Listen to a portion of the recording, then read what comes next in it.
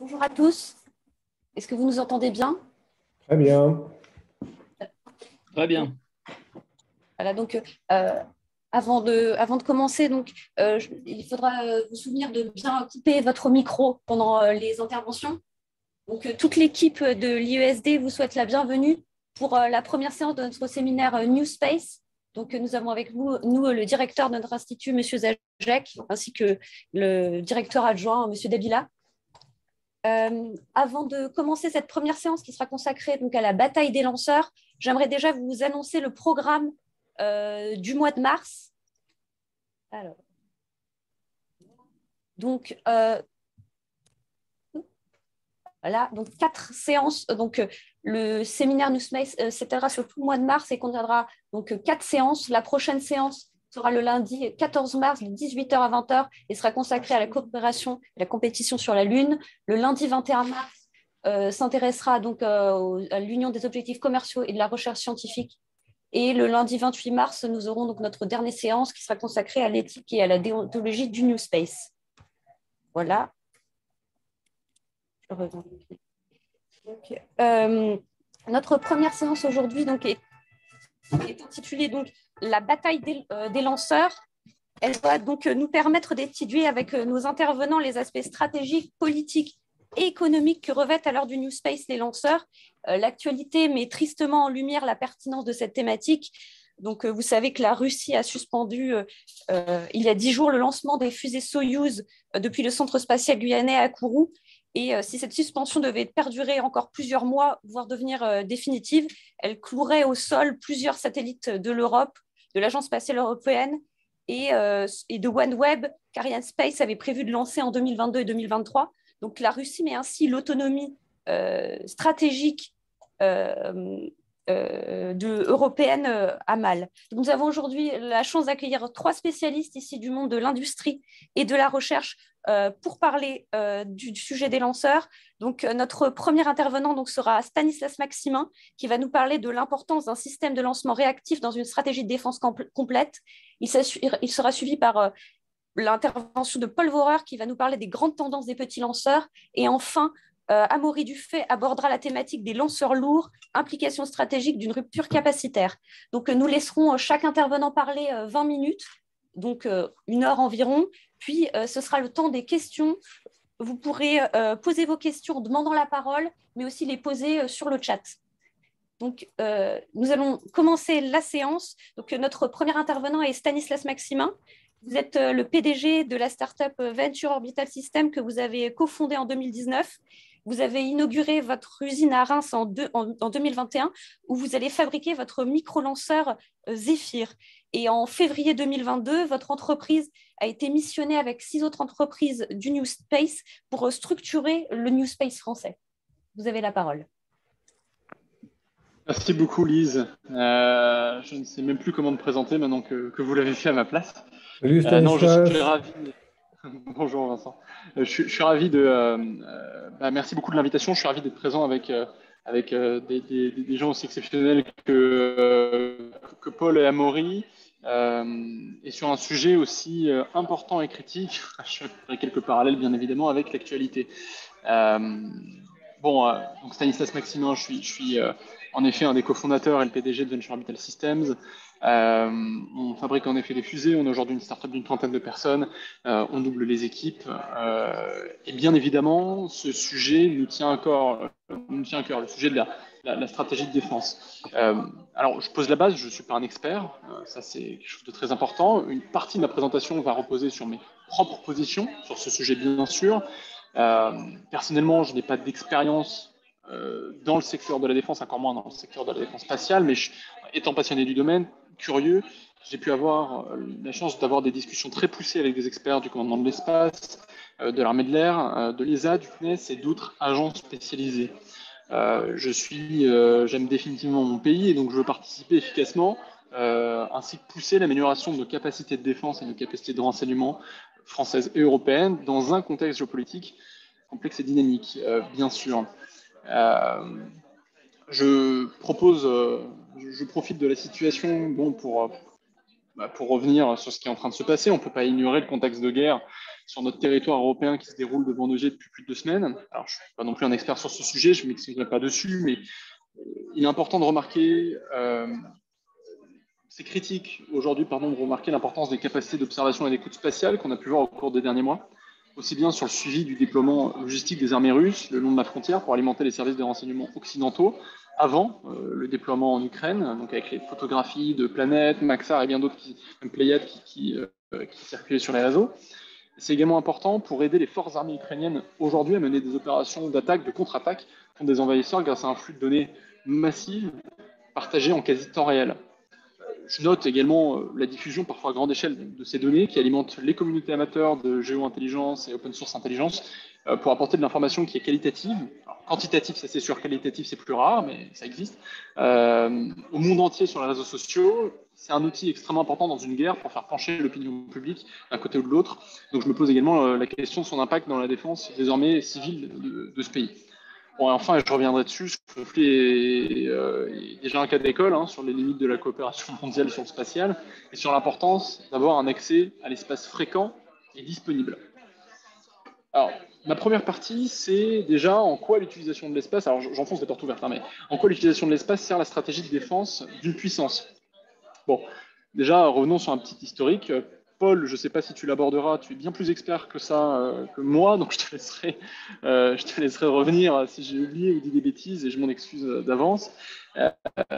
Déjà, le spatial, aujourd'hui, on va dire le cœur du spatial, ça reste les systèmes de lancement. Pas de spatial sans fusée et pas de fusée sans missile. D'ailleurs, les technologies de lancement orbital viennent historiquement du développement et du financement de missiles. Je pense bien sûr au missile le plus connu dans ce domaine qui a donné naissance aux moteurs fusées et aux missiles russes et américains, et même une partie française, le V2. Les tensions pendant les années 50 ont poussé les USA ainsi que l'Union soviétique à développer leurs propres engins, capables de bombarder à grande distance une cible adverse avec une autre arme en vogue alors, la bombe atomique. Et donc les missiles balistiques avaient porté son nez. En itérant sur les technologies allemandes, les soviétiques sont les premiers à choquer le bloc de l'Ouest en développant le premier missile intercontinental balistique au monde, le R-7 Semyorka, son descendant lointain volant encore aujourd'hui dans la famille des Soyouz. Mais le R-7 ne va pas uniquement choquer sur le point de vue militaire, parce qu'en effet, le R-7 il va également être rebaptisé Sputnik dans sa version spatiale et est le premier lanceur au monde à placer une charge utile du même nom, Sputnik 1, en orbite. Aux USA, on retrouve les mêmes conversions jusqu'aux années 60, même bien après, comme les descendants du missile Thor, une partie de famille des fusées Delta. Si les Soviétiques et les Américains ont continué à reconvertir et adapter des ICBM, des missiles intercontinentaux en lanceurs orbitaux, la course à l'espace a mené les deux nations à également développer des systèmes de lancement dédiés et uniquement adaptés au vol spatial. On pourrait argumenter que même une fusée adaptée pour le vol spatial pourrait être reconfigurée assez aisément en missile intercontinental. C'est le logiciel qui va changer et deux, trois technologies structurelles. Alors, les lanceurs et les missiles intercontinentaux gardent aujourd'hui encore des liens forts, déjà par la maîtrise de technologies complexes comme la propulsion solide ou liquide. En France, je pense qu'il n'y a pas de surprise pour laquelle on garde la propulsion solide et pour laquelle on a peut-être eu du mal à en donner une partie aux Italiens. C'est cette maîtrise de la propulsion. On a également, bien évidemment, le pilotage, les technologies de pilotage, tout ce qui est guidage, navigation et contrôle de tels missiles, ainsi que le maintien opérationnel de toutes ces technologies nécessaires pour opérer les missiles et les lanceurs. Donc, tout ce qui va être les segments sol, les antennes, etc. Et justement, il y a bien une raison pour laquelle ces ICBM ont été reconvertis et convertis pour envoyer des satellites, parce que les premières applications importantes étaient bien militaires. On était sur du renseignement.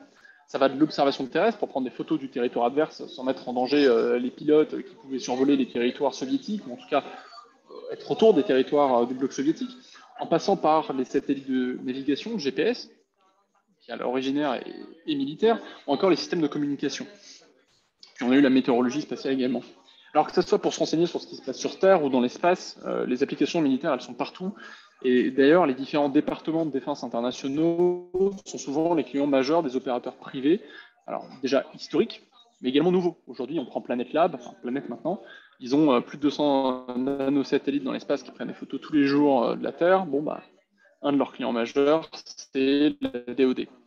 Bon, le but n'était pas, vous l'avez vu, de faire une liste sur un historique exhaustif, mais c'était de rappeler les liens forts entre le spatial, même civil, et les applications militaires, encore aujourd'hui. Alors, bon, on a ces applications duales, mais quel est l'intérêt de la donnée dans justement cette stratégie de défense complète? C'est-à-dire qu'à un moment donné, si je veux aller vers les lanceurs, il faut expliquer à quoi servent les lanceurs aussi. Le cœur de cet intérêt stratégique, il est autour de cette donnée produite par les satellites. 7 nations aujourd'hui ont des capacités d'observation poussées, observation de la Terre. Hein. 4 ont en plus des satellites de communication, de navigation et des satellites météorologiques. Avec le développement de systèmes de lancement plus petits et moins complexes et de satellites standardisés moins chers, on ne peut que parier d'ailleurs sur une prolifération massive du nombre de ces satellites qui vont servir le renseignement et la défense de plus en plus de pays dans le monde. Hein.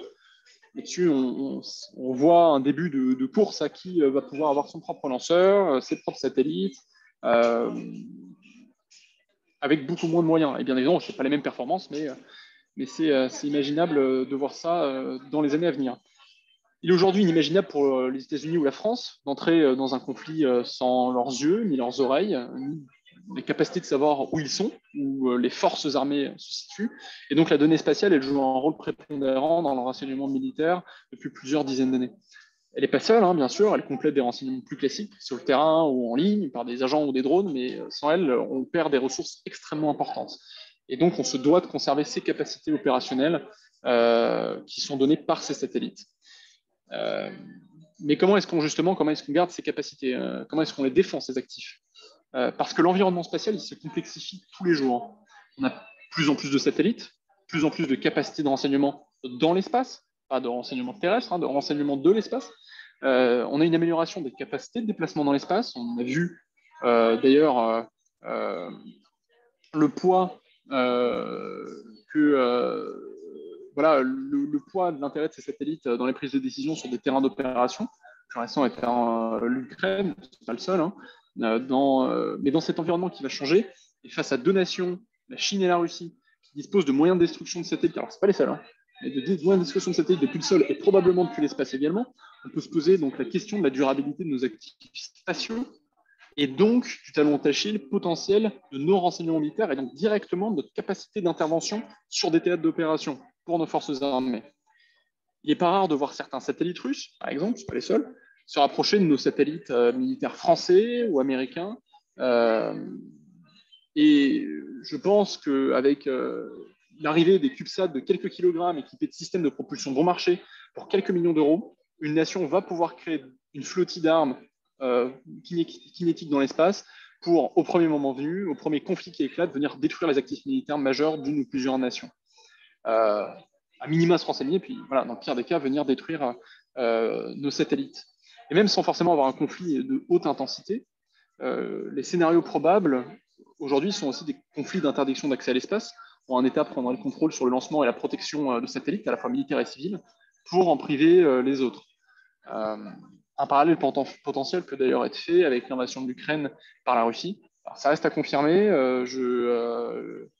Amaury l'a bien mis dans sa note récente, mais les usines de Yuzhmash et Yuzhnoye ont apparemment été ciblées très tôt dans le conflit. Car si l'Ukraine n'est pas une puissance spatiale majeure au niveau de ses actifs spatiaux dans l'environnement spatial, elle avait du coup des compétences de créer, déjà de faire des fusées, bien évidemment, des lanceurs, mais également de créer des missiles basés sur ces technologies spatiales. On a également apparemment Skyrora, hein, qui est une start-up ukraino-écossaise, qui apparemment a transformé ces usines pour justement pouvoir faire des armes. Donc bon, on voit l'importance aujourd'hui de ces actifs-là. Et ça me fait une transition sur cette partie. Hein. Quelle est aujourd'hui l'importance des lanceurs dans une stratégie spatiale? On vient de voir globalement que l'importance de ces satellites, je ne vais pas rentrer dans le détail, loin de là, mais aujourd'hui, on ne peut pas imaginer opérer dans un scénario dégradé où on n'a pas nos yeux, pas nos oreilles. Et d'ailleurs, je viens de parler de la crise ukrainienne, elle pose un problème majeur à nous dès aujourd'hui. On va prendre le satellite CSO3 qui devait être reporté par une Soyouz depuis Kourou. Ça le sera très certainement pas depuis que Rogozin, patron de Roscosmos, a suspendu la coopération sur les lancements de Soyuz depuis Kourou et se lance dans des, on va dire, voilà, est parti dans son monde en train de se mettre tout le monde à dos. Donc, quelle autre solution on a aujourd'hui pour lancer CSO3? Vega est trop peu capable et le moteur du dernier étage Avum vient d'ailleurs de chez Yuzhnoye, donc l'approvisionnement ne semble pas forcément garanti dans les mois à venir. Ariane 6, la capacité, on l'a, mais alors quand? Le problème, c'est que tous les vols A5, Ariane 5 sont déjà bookés jusqu'au dernier, et Ariane 6 continue sur son retard. Un vol en 2022 est très peu probable, et la question 2023, de la capacité de lancer en 2023, elle commence à se poser. Donc, cette affaire, elle révèle donc l'importance d'avoir un accès indépendant et disponible à l'espace, parce que le timing de la succession de la famille Ariane, là, n'aide pas pour le coup, hein, c'est pas tellement de leur faute. Et en plus d'être disponible et indépendant, il le faut réactif. La probabilité que CSO3 passe plus d'une année à prendre la poussière, de façon hypothétique, hein, j'imagine que c'est dans une salle blanche, mais cette probabilité est aujourd'hui réelle. Il faut un accès indépendant également par l'origine de ses composants. C'est pas juste où est fait le lanceur. On vient de voir l'impact sur les lanceurs quand deux pays majeurs du spatial sont en guerre, l'Ukraine et la Russie. Vega, Antares, potentiellement Atlas sont touchés. Bon, apparemment, Atlas, ULA pourrait s'en sortir. Vega, il y a eu des déclarations qui portaient à croire que ça irait également. C'est tout ce que j'espère pour eux. Antares, on en est moins sûr. Il y a également des startups qui sont touchées. On a Launcher qui avait une partie de sa R&D basée en Ukraine, qui sont relocalisés si je ne dis pas de bêtises, en Bulgarie. Aurora, je viens d'en parler, et potentiellement RFA qui utilise une technologie de moteur ukrainienne. Ça pourrait aussi continuer à nous arriver dans les années à venir. Continuer à nous arriver dans les années à venir. Hein. Il est faux de penser que nous avons aujourd'hui toute la capacité en Europe et toutes les technos en Europe. Moi, un exemple concret qui nous impacte directement avec nos collègues européens des autres startups, juste pour montrer que on est encore dépendant aujourd'hui, c'est le système FTS, donc Flight Termination Systems. C'est, on va dire, le petit boîtier indépendant dans la fusée qui va décider de détruire ou pas la fusée en cas d'une trajectoire non nominale. Aujourd'hui, il en existe un qui est approuvé par le CSG en Europe. Il est fabriqué par Safran Data Systems. Il fonctionne très bien. Il équipe Ariane 5, sauf qu'il pèse environ 70 kg, ce qui est la totalité de notre charge utile en orbite. Donc, vous comprenez qu'on n'est pas fan à prendre ce système-là. Pourtant, c'est le seul approuvé au CSG. Pour le moment, on a deux solutions qui se présentent à nous. Soit le CNES soutient le développement d'une version plus légère. Safran, on a travaillé avec eux, ils estiment qu'ils peuvent le faire à 5 kg. C'est-à-dire qu'on reste toujours en attente d'une réponse à ce projet proposé il y a plusieurs mois. Soit on achète américain. Et là, si on achète américain, on tombe sur la réglementation ITAR, et donc le bon vouloir des USA de nous approvisionner ou non, si nous faisons de l'ombre à leurs champions nationaux. C'est un exemple parmi d'autres. Il y en a d'autres sur des sujets électroniques, parfois sur, bien évidemment, des terres rares. Bon, je vais fermer la parenthèse, mais on est impacté. Il faut également un accès adapté. Un accès indépendant, oui, mais un accès adapté. On ne va pas emporter un satellite de 20 kg sur une Ariane 6, ça ne fait aucun sens. Il est impossible de déployer un satellite comme CSO sur une Zephyr. Ça ne fait aucun sens, c'est juste pas possible. L'adaptation, c'est donc la première pierre de la disponibilité et donc de la réactivité. Enfin, les lanceurs, ça reste un outil. Il faut développer toute l'industrie derrière pour sortir des satellites adéquats, parfois à la chaîne, et les stocker. C'est d'ailleurs là qu'on voit l'intérêt des small sats par rapport aux gros satellites. S'ils n'ont pas forcément les mêmes capacités au niveau de la donnée qu'ils peuvent capter, ils sont plus standardisés, ils sont généralement moins chers, largement plus simples à stocker et à transporter. Bref, ils sont idéaux dans le cas où nos satellites en orbite se font détruire ou mettre hors d'état de mire, d'opérer, et qu'il faut récupérer une capacité opérationnelle très rapidement. Ça mène donc au sujet suivant, qui est l'accès réactif à l'espace, que ce soit en temps de guerre directe, la France est en guerre, ou de crise, comme on l'est actuellement, avec cette invasion de l'Ukraine. Bon, on va partir du principe qu'on a un autre lanceur adapté et indépendant. Ça, c'est fait. Bon, et d'ailleurs, aucune surprise pour nous en Europe. Ça fait depuis 40 ans qu'on dispose de nos propres lanceurs que nous opérons nous-mêmes depuis le terrain européen, en Guyane. Ces lanceurs, aujourd'hui, ce sont d'incroyables prouesses techniques et ils sont nécessaires dans une stratégie de défense complète. Mais aujourd'hui, un lanceur comme Ariane 5 ou Ariane 6, c'est pas vraiment réactif. Vega non plus. Et pour plusieurs raisons. 3 majeures. Numéro 1, la transportabilité. Ce sont des mastodontes. Vega, ça fait 30 mètres de haut, 36 pour Vega C, 55 mètres pour Ariane 5, presque 10 de plus pour Ariane 6. Le transport, il est long, des différents sites à travers l'Europe jusqu'au Havre, où il va être mis dans ses propres navires spécialement construits pour son transport transatlantique, les fameux MN Toucan et Colibri, et donc les transporter jusqu'au pas de tir. On parle de moyens très importants pour un délai de plusieurs semaines pour retrouver un lanceur en pièces détachées qui va devoir être assemblé sur le BIL. On va passer ensuite aux opérations. Il faut CSG, le lanceur doit être assemblé. Donc on est dans le bâtiment d'intégration lanceur. On a mis les étages ensemble. Encore une fois, plusieurs semaines de travail. Il va falloir intégrer les satellites, la coiffe et l'adaptateur dans le bâtiment d'assemblage final. Le lanceur est donc ensuite envoyé sur sa zone de lancement sur rail. Vous allez voir où je veux en venir. La vulnérabilité, numéro 3. On vient de voir qu'il est impossible de produire, transporter et lancer en moins d'une semaine une Ariane 5. C'est normal, elle n'a pas été conçue pour ça. Maintenant, la réactivité, c'est également la capacité à prévoir les conflits et se préparer. Cependant, là aussi, de bas blesse. Il est probablement un peu possible de stocker des Ariane 5, peut-être même déjà assemblés dans leur BAF, satellite intégré. Je ne connais pas la date de péremption sur une Ariane 5, mais si elle est de plusieurs années, c'est inimaginable. Mais ici, on parle d'une fusée de 55 mètres de haut, 5,4 mètres de diamètre, EAP non compris, dans un bâtiment d'assemblage final de 90 mètres de haut. Premier souci, on ne peut pas stocker beaucoup d'Ariane 5 quasi prêtes à être tirées sur le site. Sinon, il va falloir construire de nouvelles zones de lancement et de nouveaux bâtiments d'assemblage finaux. Je ne suis pas sûr qu'on ait l'argent. Deuxième souci, c'est une cible de choix. C'est massif, c'est très visible, c'est pas mobile. En cas de conflit, que ce soit de haute intensité ou d'interdiction d'accès à l'espace, il est fort probable que la zone soit rasée entièrement, rendant inopérantes nos 2 seules fusées européennes. Et là, on dépendra de la bonne volonté de nos alliés, on verra qui seront nos alliés, en espérant que leur capacité à eux ne soit pas détruite pour nous informer. Et à quel prix? Et donc, on va sur les petits lanceurs et les petits satellites. On vient de le voir, un gros lanceur est malheureusement inadapté à une situation de conflit. Les gros satellites aussi, d'ailleurs. Il est à tout prix nécessaire de se doter d'une capacité qui est polyvalente, qui est durable, indépendante, interopérable et réactive de lancement. Le besoin, il n'est pas juste de lancer en une semaine, il faut bien se le réaliser. Aujourd'hui, on parle de lancer en moins de 24 heures. Il n'y a pas 1000 solutions. C'est un couple qui est assez simple, c'est un tout petit lanceur et des tout petits satellites. Et on va rentrer dans le cas pratique. Prenons l'hypothèse d'un lanceur d'une quinzaine de mètres de haut capable d'envoyer une centaine de kilos en orbite basse, par hasard. Numéro 1, le point de la production. Qui dit plus petite capacité orbitale dit très souvent plus grand volume de production. C'est le cas pour nous, c'est visé par Rocket Lab, c'est visé par Virgin Orbit, c'est visé par Astra. Voilà, c'est une règle quasi globale. C'est ce qui est vendu, bien évidemment, par tous, pour faire baisser les coûts.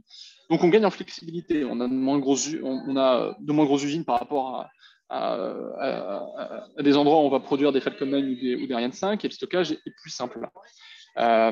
Numéro 2, la transportabilité. Aujourd'hui, c'est assez aisé de transporter un lanceur de cette taille-là dans des conteneurs standardisés, sur des camions, et même par avion si le besoin est là.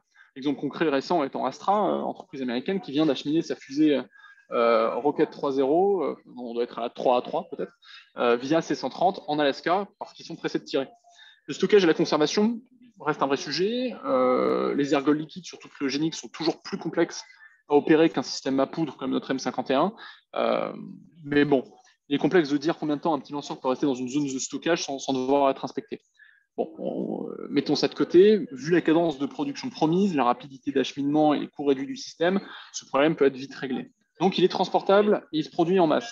Et donc, on attaque la durabilité. Et c'est là où vraiment les micro-lanceurs sont rois. La majorité de ces micro-lanceurs, ils vont pouvoir tirer depuis des zones de lancement fixes pour leurs clients civils. On ne révolutionne rien. C'est plus simple et moins cher que de déplacer son pas de tir, ses moyens de sol entre chaque lancement. Il n'y a pas de doute. Prenons Zephyr, nous, on a besoin de 2 zones de lancement dans le monde pour atteindre efficacement toutes les orbites. Mais je le rappelle, en cas de conflit, la probabilité, c'est que ces zones soient complètement rasées de la carte. Et c'est là qu'on va briller. Les micro-lanceurs sont tellement légers. Alors attention, la définition de micro-lanceur évolue. Nous, on fait 15 mètres, ISAR va monter à 30 mètres, tout de suite moins polyvalent.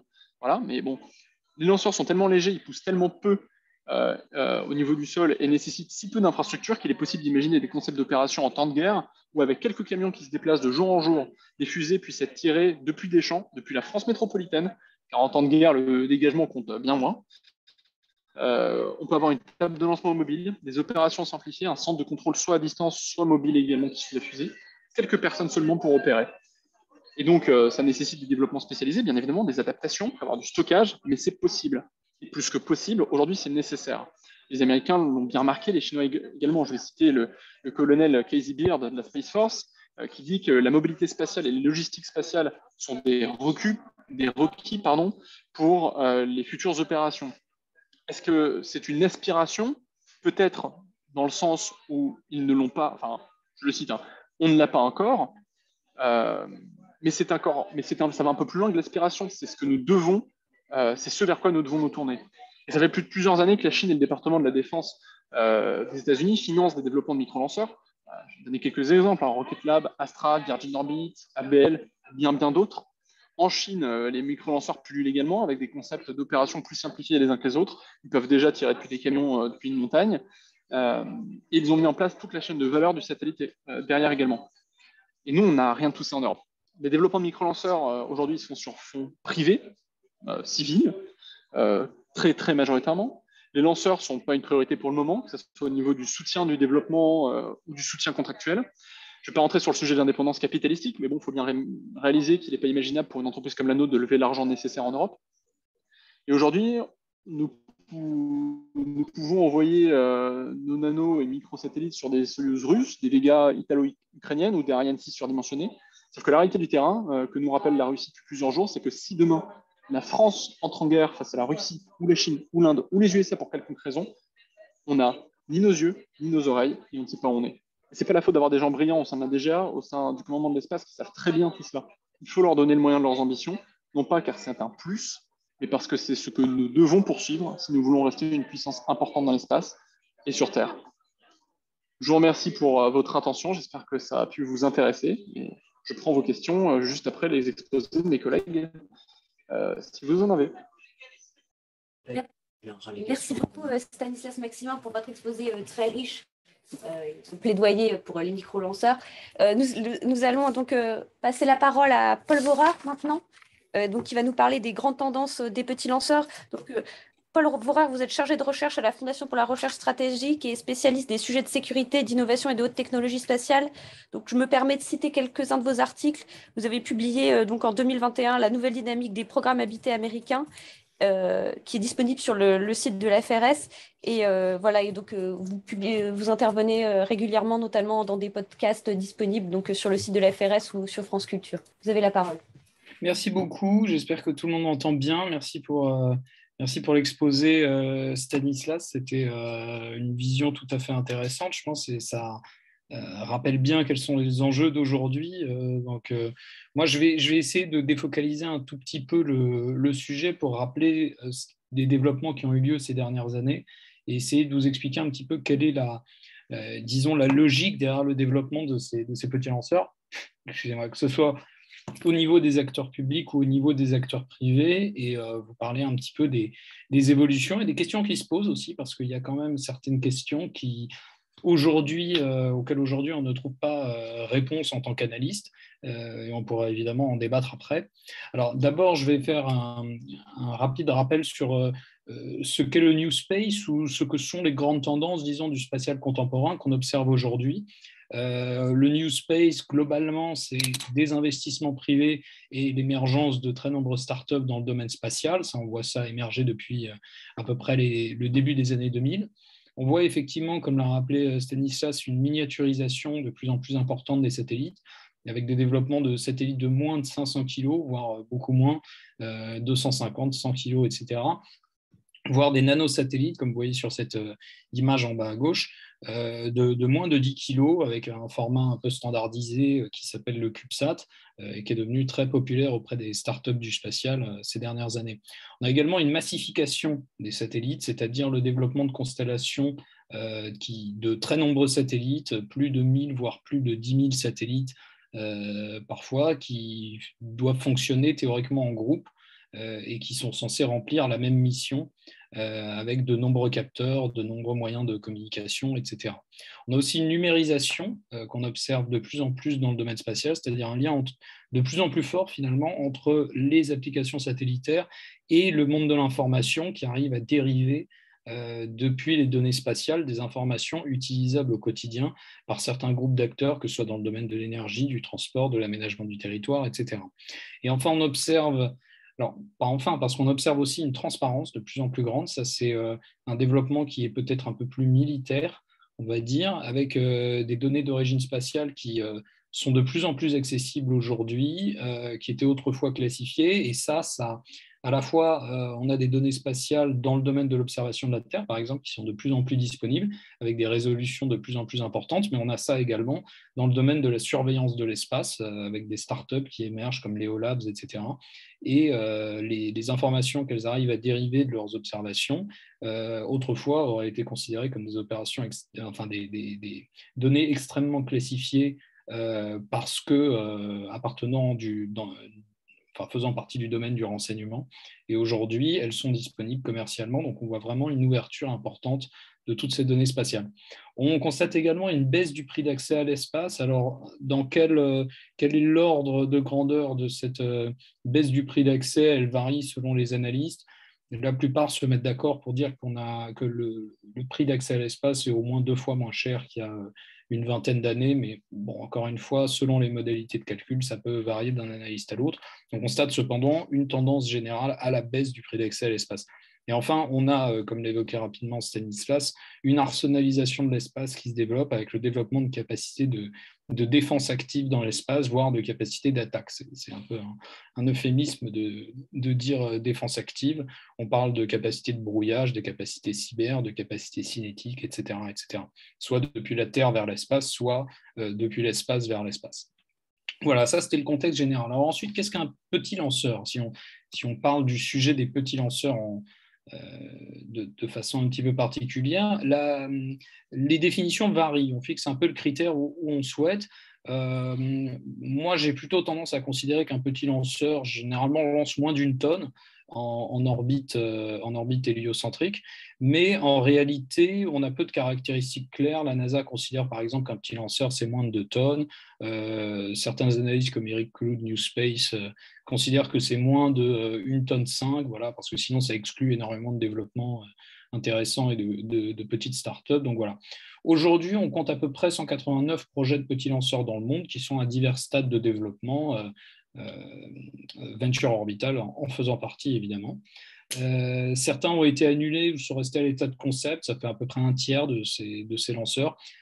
Certains ne sont plus opérationnels aujourd'hui, c'est à peu près 5% de la population de ces lanceurs. Une minorité sont aujourd'hui opérationnels, ça compte à peu près pour 9% de ces lanceurs, et l'immense majorité de ces petits lanceurs est en fait à diverses étapes de développement, c'est-à-dire 56% à peu près de la population des petits lanceurs sont aujourd'hui en développement. Les entités sont de nature souvent assez différentes. Alors, elles sont pour la plupart des startups qui développent des nouveaux produits. Venture Orbital en est un exemple. En revanche, on a d'autres petits lanceurs qui sont issus de programmes gouvernementaux qui visent à développer un lanceur d'entrée de gamme, en fait, en faisant fructifier des programmes de missiles balistiques. C'est le cas en Iran, en Corée du Nord. Et donc, moi, j'ai tendance à considérer qu'il y a essentiellement 2 types de petits lanceurs. Soit c'est des projets d'entreprises privées, soit il s'agit de missiles reconvertis en lanceurs spatial. Ça simplifie un petit peu les choses, mais ça permet de garder en tête des catégories un petit peu, des tendances lourdes. Aujourd'hui, on constate qu'il n'existe presque plus de projets d'agence publique pour les petits lanceurs. Les projets ont été abandonnés les uns après les autres. Et c'est donc essentiellement les startups qui développent ce type de capacité. Et on a une tendance à l'augmentation en fait, des petits satellites. Et donc, cette liaison, ce lien entre petits satellites et petits lanceurs, il apparaît tout à fait évident. C'est-à-dire quand vous avez un petit satellite, il vous faut un petit lanceur pour le lancer. En réalité, ce n'est pas aussi simple que ça. Et ça, c'est une des questions que je vais essayer d'aborder avec vous. Donc, est-ce que la tendance au développement de ces petits lanceurs est tirée en fait par le marché, et plus spécifiquement le marché des petits satellites? Alors, voilà, là, c'est juste, vous n'arrivez pas à lire, c'est normal et c'est un petit peu fait exprès. C'est une espèce de recensement de la plupart des projets de petits lanceurs qui ont été développés depuis la fin des années 80, en gros. Donc, on voit qu'il y en a énormément, dont la plupart ont une durée de vie qui était relativement courte, mais on en voit énormément qui sont aujourd'hui encore actifs. Je vais vous en citer quelques exemples des plus connus dans cette présentation, mais on voit qu'il y a quand même un nombre très, très important de développement de ces petits lanceurs aujourd'hui. Alors, si on part sur les États-Unis, c'est toujours le pays dominant en termes de développement de petits lanceurs. Vous voyez que là, cette base de données, qui n'est pas la seule, en recensait 73 projets au moins de petits lanceurs, ce qui est bien plus important que dans le reste du monde. Il dispose de nombreux avantages dans le domaine pour développer des petits lanceurs. On a une disponibilité d'équipements commerciaux sur le marché qui sont fiables et performants. Il y a également une population de jeunes ingénieurs extrêmement compétents dans le domaine. La disponibilité d'outils numériques qui devient de plus en plus importante pour toutes les étapes de la conception et de tests. Et enfin, il y a évidemment la capacité de financement de la Silicon Valley ou de venture capitalistes proches de l'écosystème du numérique. Par exemple, ils entretiennent des liens étroits avec Rocket Lab. Donc, Rocket Lab, je pense que vous la connaissez, c'est une entreprise fondée en Nouvelle-Zélande, mais qui a en fait son siège social aux États-Unis et dont la plupart des clients sont des clients américains, comme l'évoquait Stanislas. C'est aujourd'hui l'entreprise, on peut considérer que c'est l'entreprise dominante sur le marché qui produit le petit lanceur électron que vous voyez en bas à gauche. Les petits lanceurs américains, on a à la fois des nouvelles startups, des nouveaux projets, des nouveaux lanceurs de fait, mais on a également quelques stocks d'anciens missiles nucléaires et de lanceurs conçus à partir de ces stocks de missiles nucléaires. Alors certaines entreprises aujourd'hui poussent le gouvernement à mettre à disposition ce stock d'anciens missiles nucléaires, mais on a un lobbying industriel assez important qui bloque cette initiative, en particulier parce que ce type de volonté de mettre à disposition du marché ces anciens missiles nucléaires ne profiterait qu'à une seule entreprise, finalement, qui est Northrop Grumman, et qui dispose de la plupart des stocks de ces missiles aujourd'hui. Alors, la Chine c'est intéressant aussi parce qu'on a de nombreuses startups chinoises qui ont commencé à développer des petits lanceurs, dont plusieurs sont parvenus aujourd'hui jusqu'à l'orbite. On a à la fois des entreprises d'État qui développent des petits lanceurs, mais qui commencent à se rapprocher des lanceurs moyens, les Long March 6 et 11 par exemple. Et les lanceurs les plus petits aujourd'hui sont développés par des startups qui sont largement financées par des investisseurs privés. Je vous en cite quelques-unes ici: X-Space, Landspace, OneSpace, iSpace, China Rocket, Galactic Energy, etc.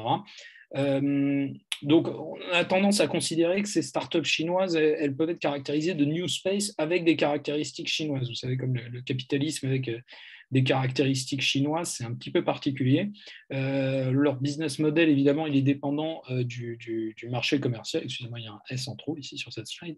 Mais ils ne sont pas en concurrence avec les entreprises d'État la plupart du temps. Et ces gestionnaires viennent généralement de ces mêmes entreprises d'État. Parler de New Space, en l'occurrence, c'est peut-être un abus de langage, parce que c'est un développement vraiment qui a des caractéristiques beaucoup plus particulières et ce ne sont pas des entreprises purement capitalistes comme on peut le constater aux États-Unis et en Europe. Alors la Russie, c'est un cas particulier également. Jusqu'à récemment, en fait, c'était un acteur assez important dans le domaine des petits lanceurs. L'offre russe, c'était essentiellement des anciens missiles balistiques reconvertis en lanceurs, notamment la fusée Dnepr et la fusée Rokot. Mais en fait, ces stocks de missiles touchent à leur fin, donc il est probable qu'on ne verra plus ou très peu de ce type de lancement. Et jusqu'à présent, la Russie n'a pas réussi à mettre en place un programme de développement de petits lanceurs du fait de diverses difficultés à la fois financières, à la fois managériales au sein de Roscosmos, l'entreprise d'État qui gère les développements spatiaux. Donc en fait, la majorité des véhicules russes, même les véhicules moyens et lourds, restent basés sur des conceptions soviétiques très anciennes, donc Soyouz, comme Stanislas le disait, qui vient de la R-7 Semyorka, qui était le premier lanceur spatial du monde, ou le lanceur Proton. Enfin, en Europe, on a un cas particulier parce qu'il y a énormément de projets de petits lanceurs en Europe, beaucoup plus qu'on ne pourrait l'imaginer. par rapport à la fois à la taille des financements et au soutien des agences publiques. La plupart de ces projets n'ont pas porté leurs fruits aujourd'hui, on n'a pas de petits lanceurs européens, et si on exclut le lanceur Vega qui ne rentre pas tout à fait dans la catégorie des petits lanceurs, on n'a aucun lanceur opérationnel aujourd'hui.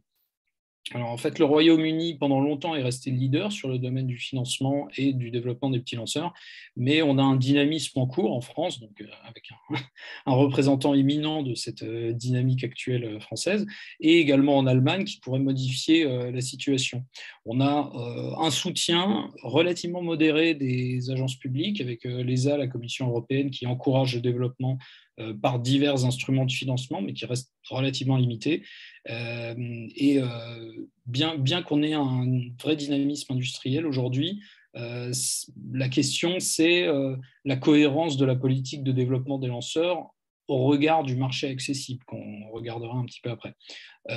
Ça témoigne également de volonté nationale de développement de telles capacités en s'extrayant de la logique européenne. Vous remarquerez beaucoup que les petits lanceurs sont très souvent développés par des nations, la France, l'Allemagne, la Grande-Bretagne, et beaucoup moins dans un cadre européen. Alors, là j'aborde vraiment la question qui m'a poussé un petit peu à faire cet exposé, c'est la question du paradigme petit satellite égale petit lanceur. Ça peut nous interroger sur les raisons qui poussent également les différents acteurs du domaine à développer de telles capacités.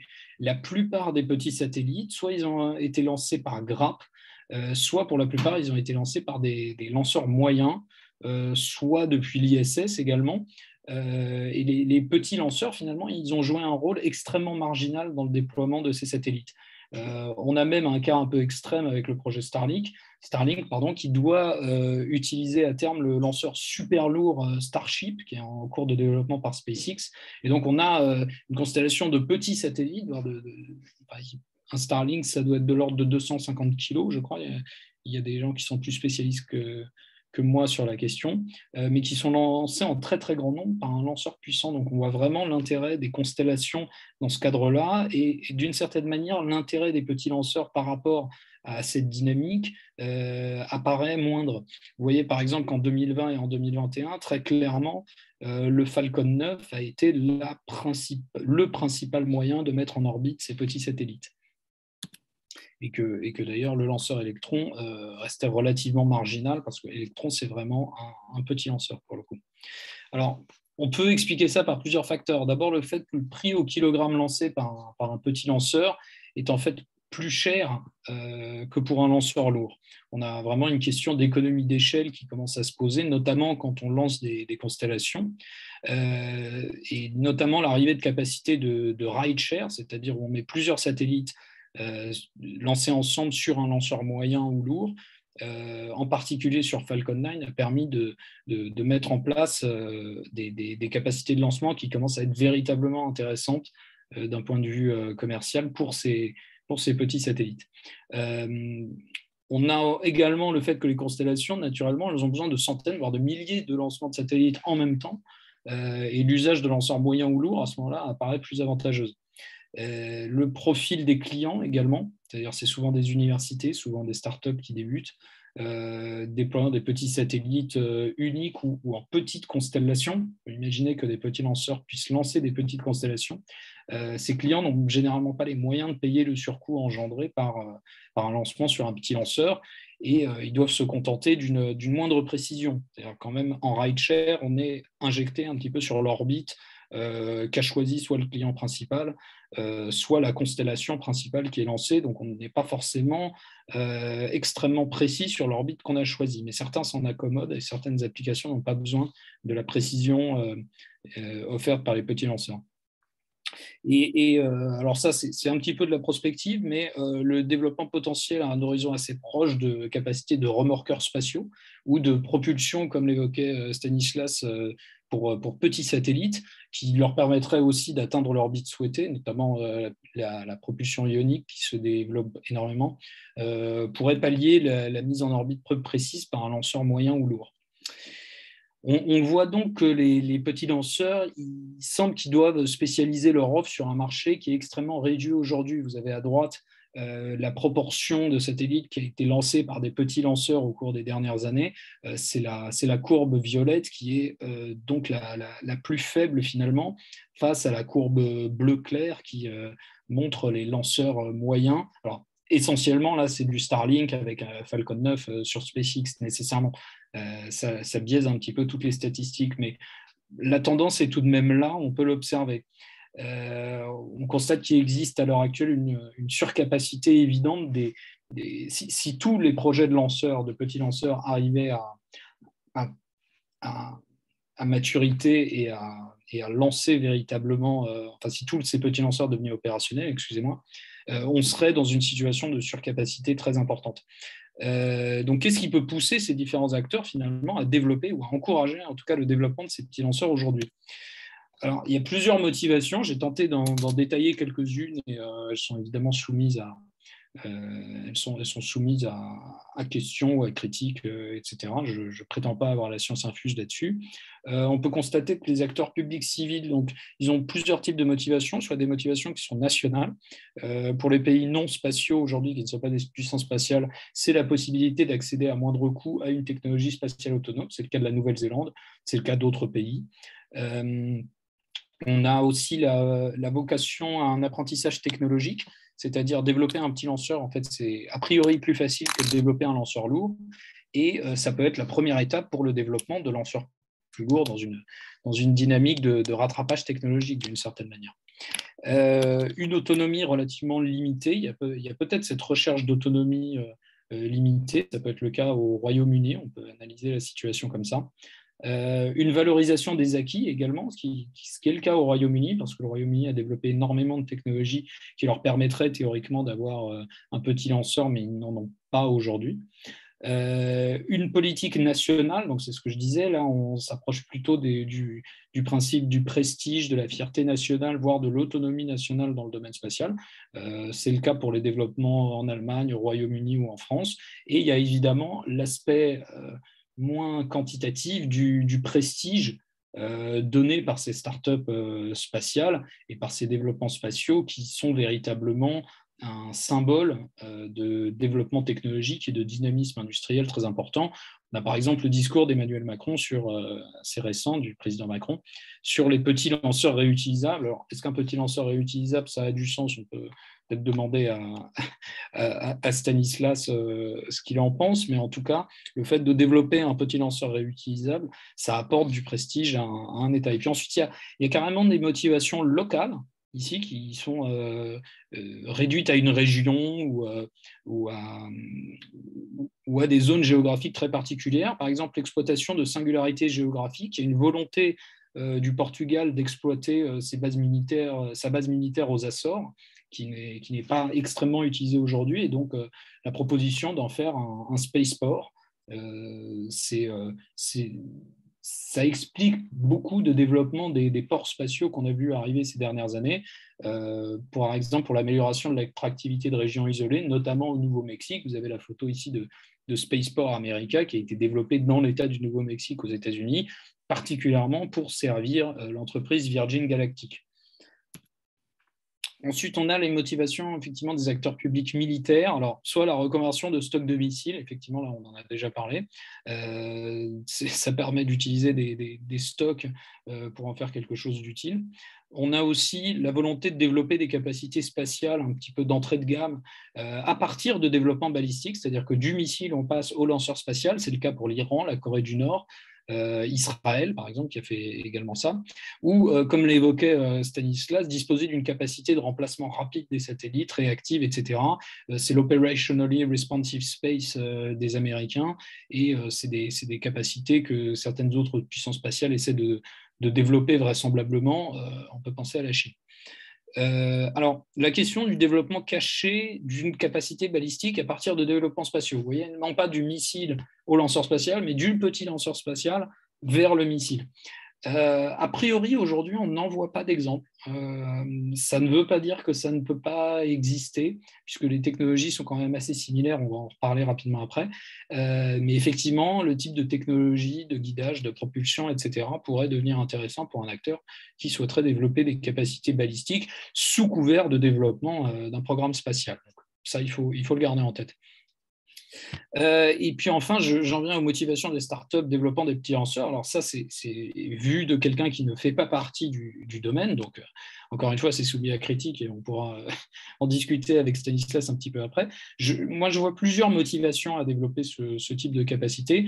D'abord, du fait qu'il y a un accès aux capitaux qui est quand même très important aujourd'hui. On a vraiment une influence de la Silicon Valley et des venture capitalistes américains, avec des investisseurs qui sont prêts à prendre des risques élevés tant qu'il y a des perspectives de croissance importantes. En fait, on a pas mal d'investisseurs qui souhaitent globalement investir dans le prochain Amazon et ils sont prêts à prendre des risques assez importants dans ce domaine. Vous voyez sur la droite une idée de l'ordre de grandeur des investissements qui ont eu lieu en 2020.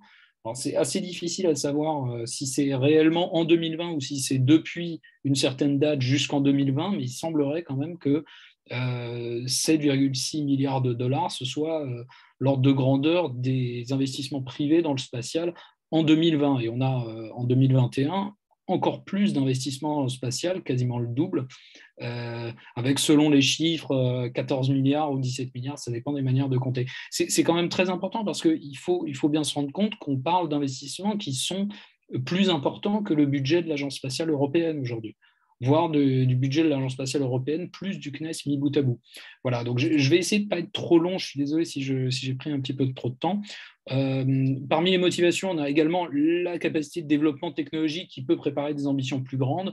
On a le cas d'Electron, de Rocket Lab, qui a développé son petit lanceur Electron et qui aujourd'hui souhaite développer un lanceur moyen. C'était le cas pour SpaceX également, qui a démarré par la Falcon 1, qui va vers la Falcon 9. Donc il y a cet apprentissage technologique. Évidemment, on ne peut pas oublier l'inspiration d'Elon Musk et la volonté de plusieurs acteurs de devenir le prochain SpaceX. Je pense que ça joue quand même un rôle assez important du fait de l'influence qu'a eu cet acteur sur la communauté spatiale en général. Et toutes ces analyses s'appuient sur une conviction dans le potentiel de croissance du secteur spatial et notamment du potentiel de croissance des petits satellites. Alors, vous voyez sur la droite, là, on n'a pas le temps d'y passer beaucoup de temps, mais des diverses analyses et diverses analyses de marché qui prévoient, pour certaines, un secteur spatial qui pourra aller jusqu'à 3 trillions de dollars en 2040. Enfin, on commence à parler de chiffres extrêmement importants. Ces études, elles sont généralement considérées quand même comme assez optimistes par les acteurs établis. Certains considèrent l'évolution de ce marché avec un certain scepticisme. Bon, jusqu'à quel point il faut être sceptique, ça c'est une autre question, mais enfin, quand on a ce type de prévision de croissance par des organismes très sérieux comme Morgan Stanley ou Bank of America, ça peut rassurer certains investisseurs et donc offrir une porte d'entrée dans ce domaine. On a également, alors voilà, un marché potentiel qu'on peut imaginer, c'est que une fois que toutes les constellations de satellites seront déployées, elles se seront vraisemblablement déployées par des lanceurs lourds et des lanceurs moyens, mais pour remplacer les unités au sein de ces constellations, on peut envisager qu'un petit lanceur devienne intéressant pour ne pas coûter trop cher au remplacement des capacités déjà en place. Voilà. On a également, d'un point de vue plus militaire et non prolifération, certaines tendances à surveiller. C'est-à-dire que les développements des petits lanceurs ont quand même un tout petit peu changé la donne. Avant, on considérait qu'un lanceur spatial, c'était disons, un gros véhicule à propulsion liquide qui avait les technologies associées au lanceur liquide qui restait plusieurs jours sur son pas de tir, etc. Et qu'une petite qu'un missile, c'était un petit lanceur à carburant solide. Finalement, avec des lanceurs spatiaux, des petits lanceurs spatiaux qui commencent à utiliser des carburants solides, notamment en Chine, ou des missiles qui commencent à utiliser des carburants liquides également, notamment en Corée du Nord, on commence à avoir une ressemblance de plus en plus importante entre les missiles balistiques en termes de technologie, en termes de porteurs, soit le pas de tir, soit des avions porteurs.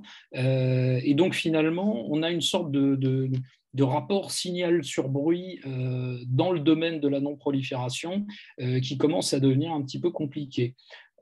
Donc voilà, ça c'était la partie non-prolifération. Je vous remercie pour votre attention. J'espère que vous avez trouvé ça intéressant et j'attends vos questions avec impatience. Merci beaucoup, Paul Vorer, pour votre intervention passionnante. Nous allons maintenant passer à Amaury, donc, qui est chargé d'études à l'IESD et qui a publié récemment une note qui est disponible sur la guerre spatiale ukrainienne, qui est disponible sur notre site. Amaury qui va nous parler donc des lanceurs lourds. Oui, tout à fait. Merci beaucoup, Louise. Et c'est un plaisir d'intervenir auprès de Stanislas et de Paul Vorer. Alors du coup, moi, on va faire une petite bascule capacitaire, c'est-à-dire qu'on va parler cette fois-ci des lanceurs lourds. Petite accroche pour capter l'attention. Il y a une sorte de dicton en aérospatial. On dit qu'une fois que vous êtes en orbite, vous êtes à mi-chemin d'à peu près n'importe où. Et c'est vrai qu'en fait, quand on va en orbite, en fait, il ne faut pas seulement aller haut, il faut aller vite. Et en l'occurrence, il faut aller à peu près 7,6 km par seconde pour une altitude de 360 malheureux kilomètres. C'est même pas à Lyon-Paris. Et si vous arrivez à atteindre cette altitude et cette vitesse de 7,6 km par seconde, et qu'après vous êtes capable d'accélérer de 7,6 km par seconde supplémentaire, eh bien cette fois-ci, vous pouvez survoler Saturne qui est 1,433 milliard de kilomètres. Donc c'est pour vous dire, en fait, c'est pour vous illustrer un petit peu à quel point, dans un vol spatial, ce qui est vraiment crucial, en fait, finalement, ce sont vraiment les quelques centaines de premiers kilomètres. Là-dessus, du coup, les lanceurs, on le voit, c'est absolument fondamental, parce que s'ils sont cloués au sol, eh bien, ça cloue tout un ensemble de capacités stratégiques, mais tous les lanceurs ne jouent pas dans la même catégorie. Du coup, moi, pour ma présentation, j'utilise la catégorisation qui a été faite par la Fondation pour la recherche stratégique en 2018, petits satellites, petits lanceurs, et qui globalement retient 3 familles. Les petits lanceurs avec une capacité de charge utile en orbite basse de 500 à 2000 kg, les lanceurs moyens qui vont de 2 tonnes à 20 tonnes, et enfin les lanceurs lourds qui vont nous intéresser ici, qui ont une capacité supérieure à 20 tonnes. Il faut savoir que souvent, les technologies spatiales reflètent la structure où elles ont été conçues. C'est-à-dire que son système de gouvernance, ses choix économiques, ses contraintes stratégiques et techniques. Et c'est particulièrement vrai avec les lanceurs en général, et encore plus avec les lanceurs lourds. Donc, les lanceurs lourds sont le plus souvent la chasse gardée des États encore, et reflètent donc mieux, selon moi, ces contraintes systémiques. Je vais donc essayer de vous faire un petit briefing focalisé sur les implications stratégiques de ces lanceurs en développement. Et on va commencer par la Russie. Vous le savez, c'est assez difficile d'éviter le sujet. L'Ukraine a été envahie le 24 février. Il y a eu une escalade des sanctions à l'égard de la Russie et inversement. Et donc, ça a eu un impact majeur sur le secteur spatial. Il faut savoir que la Russie est en pleine reconfiguration capacitaire, c'est-à-dire qu'actuellement, en fait, elle cherche à renouveler ses lanceurs, elle cherche à renouveler ses vaisseaux habités notamment. Bref, à moderniser ses moyens qui en grande partie sont hérités de l'URSS. Or, en Russie, vous avez 3 dynamiques qui sont structurantes. La première, d'abord, c'est Roscosmos, qui est la corporation d'État russe et qui leur sert d'agence spatiale. Cette agence, elle a beau centraliser en quelque sorte tous les bureaux d'études, en réalité, toutes ces filiales sont encore grandement en concurrence, ce qui est nuisible à leurs efforts. Ça, c'est une dynamique qui est un petit peu héritée de l'époque de l'URSS, où vous aviez une multitude de bureaux d'études qui étaient en concurrence pour les faveurs de l'armée et du parti, ce qui amenait finalement souvent à des échecs technologiques. La deuxième tendance, c'est bien sûr les sanctions et l'isolement croissant de la Russie. Ça met à mal ses moyens financiers et donc le développement de nouvelles technologies. Je l'explique très bien dans ma note d'actualité. Alors, je ne sais pas, peut-être qu'on pourrait la mettre dans le chat, je ne sais pas, le lien de téléchargement. les nouvelles sanctions vont aggraver cette situation qui était déjà délicate en fait, pour la Russie depuis 2014 et l'annexion de la Crimée. Donc concrètement, moins de financement, les programmes russes sont déjà extrêmement ralentis. Ça veut dire très peu de missions d'exploration planétaire, ça veut dire finalement, la Russie va continuer en fait, à développer des offres qui sont probablement assez innovantes, mais elle va quand même être confrontée à des problématiques de fourniture en matière, par exemple, d'électronique embarquée ou ce genre de choses. Elle va probablement perdre également en influence on va dire, technologique, en influence de culture technique, de procédure. Et bien sûr, ça a des conséquences en fait, sur les coopérations internationales. Cela interrompt beaucoup de programmes en cours, qui sont souvent bien plus simples et bien plus directs que la Station spatiale internationale. À ce sujet d'ailleurs, l'exploitation de l'ISS doit officiellement s'achever en 2030. Seul l'avenir nous dira si cette date va être avancée.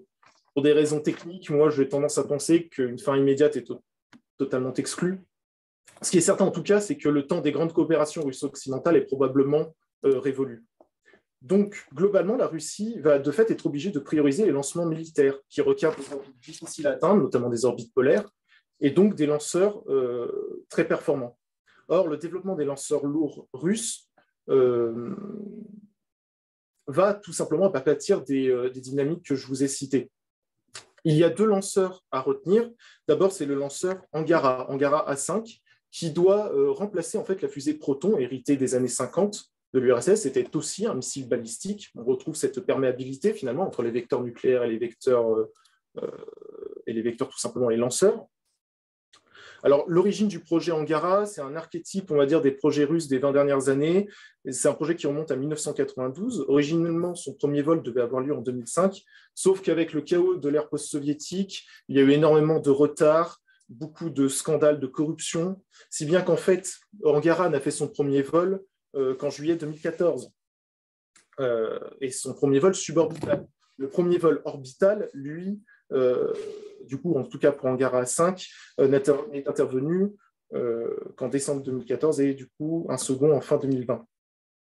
Donc, c'est encore un peu précoce de qualifier Angara d'opérationnel, tout simplement parce que c'est la pratique qui fait la fiabilité.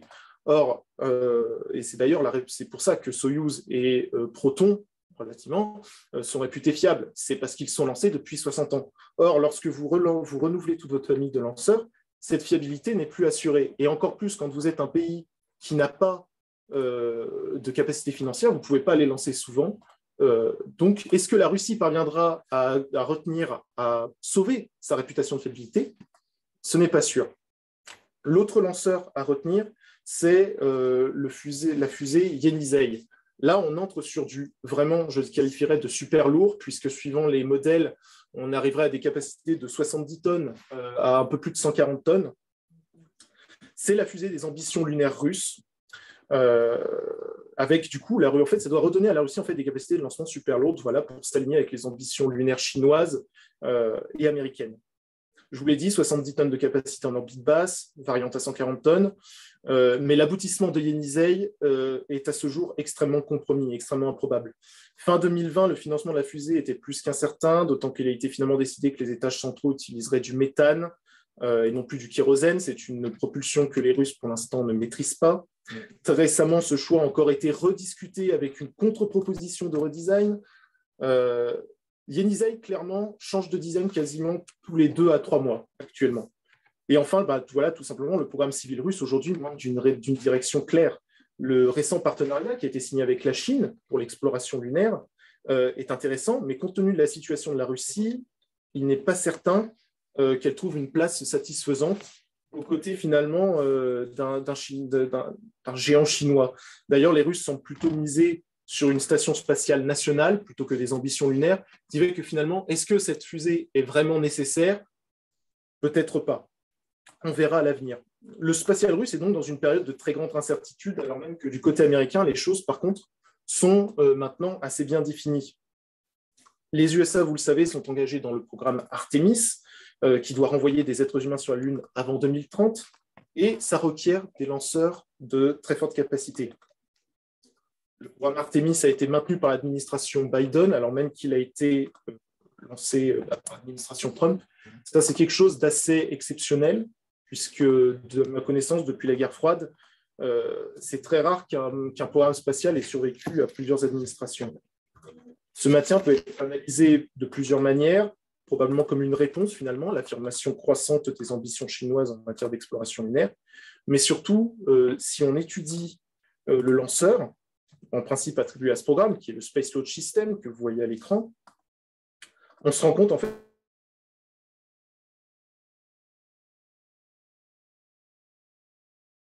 américaine. Le développement en 2011 par Barack Obama. Et lorsqu'il sortira du hangar dans environ 10 jours, du VAB à la NASA, ce sera la plus grande et la plus puissante fusée en service, avec une capacité de 75 tonnes en orbite basse, et elle mesure tout de même 98 mètres de haut. Comme vous pouvez le voir, les éléments de la navette spatiale, et ce n'est pas un hasard, c'est parce que lorsque le projet a été lancé en 2011, en fait, Barack Obama avait un petit peu annulé toutes les ambitions spatiales américaines face à la crise économique. Il fallait avant tout sauver les emplois de la navette spatiale. Donc, on a gardé le même hardware avec quelques modifications, mais du coup, les contractants étaient saufs.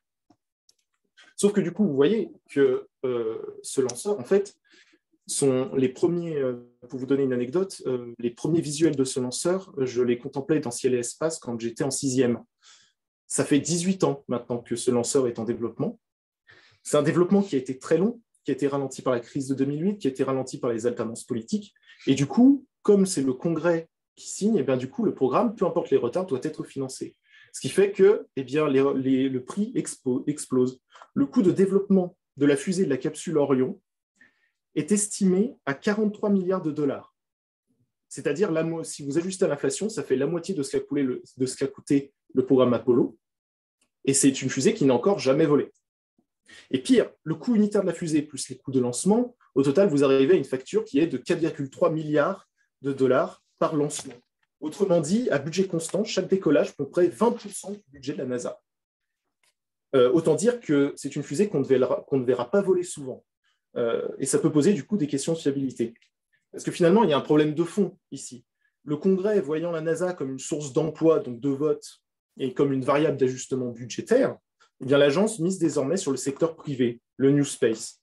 Alors, ce qui est nouveau, ce n'est pas tellement que l'État américain s'appuie sur des entreprises. Globalement, il l'a toujours fait. Ce qui est nouveau, par contre, c'est que ces entreprises contribuent à des programmes d'intérêt nationaux sur des fonds et avec des objectifs propres.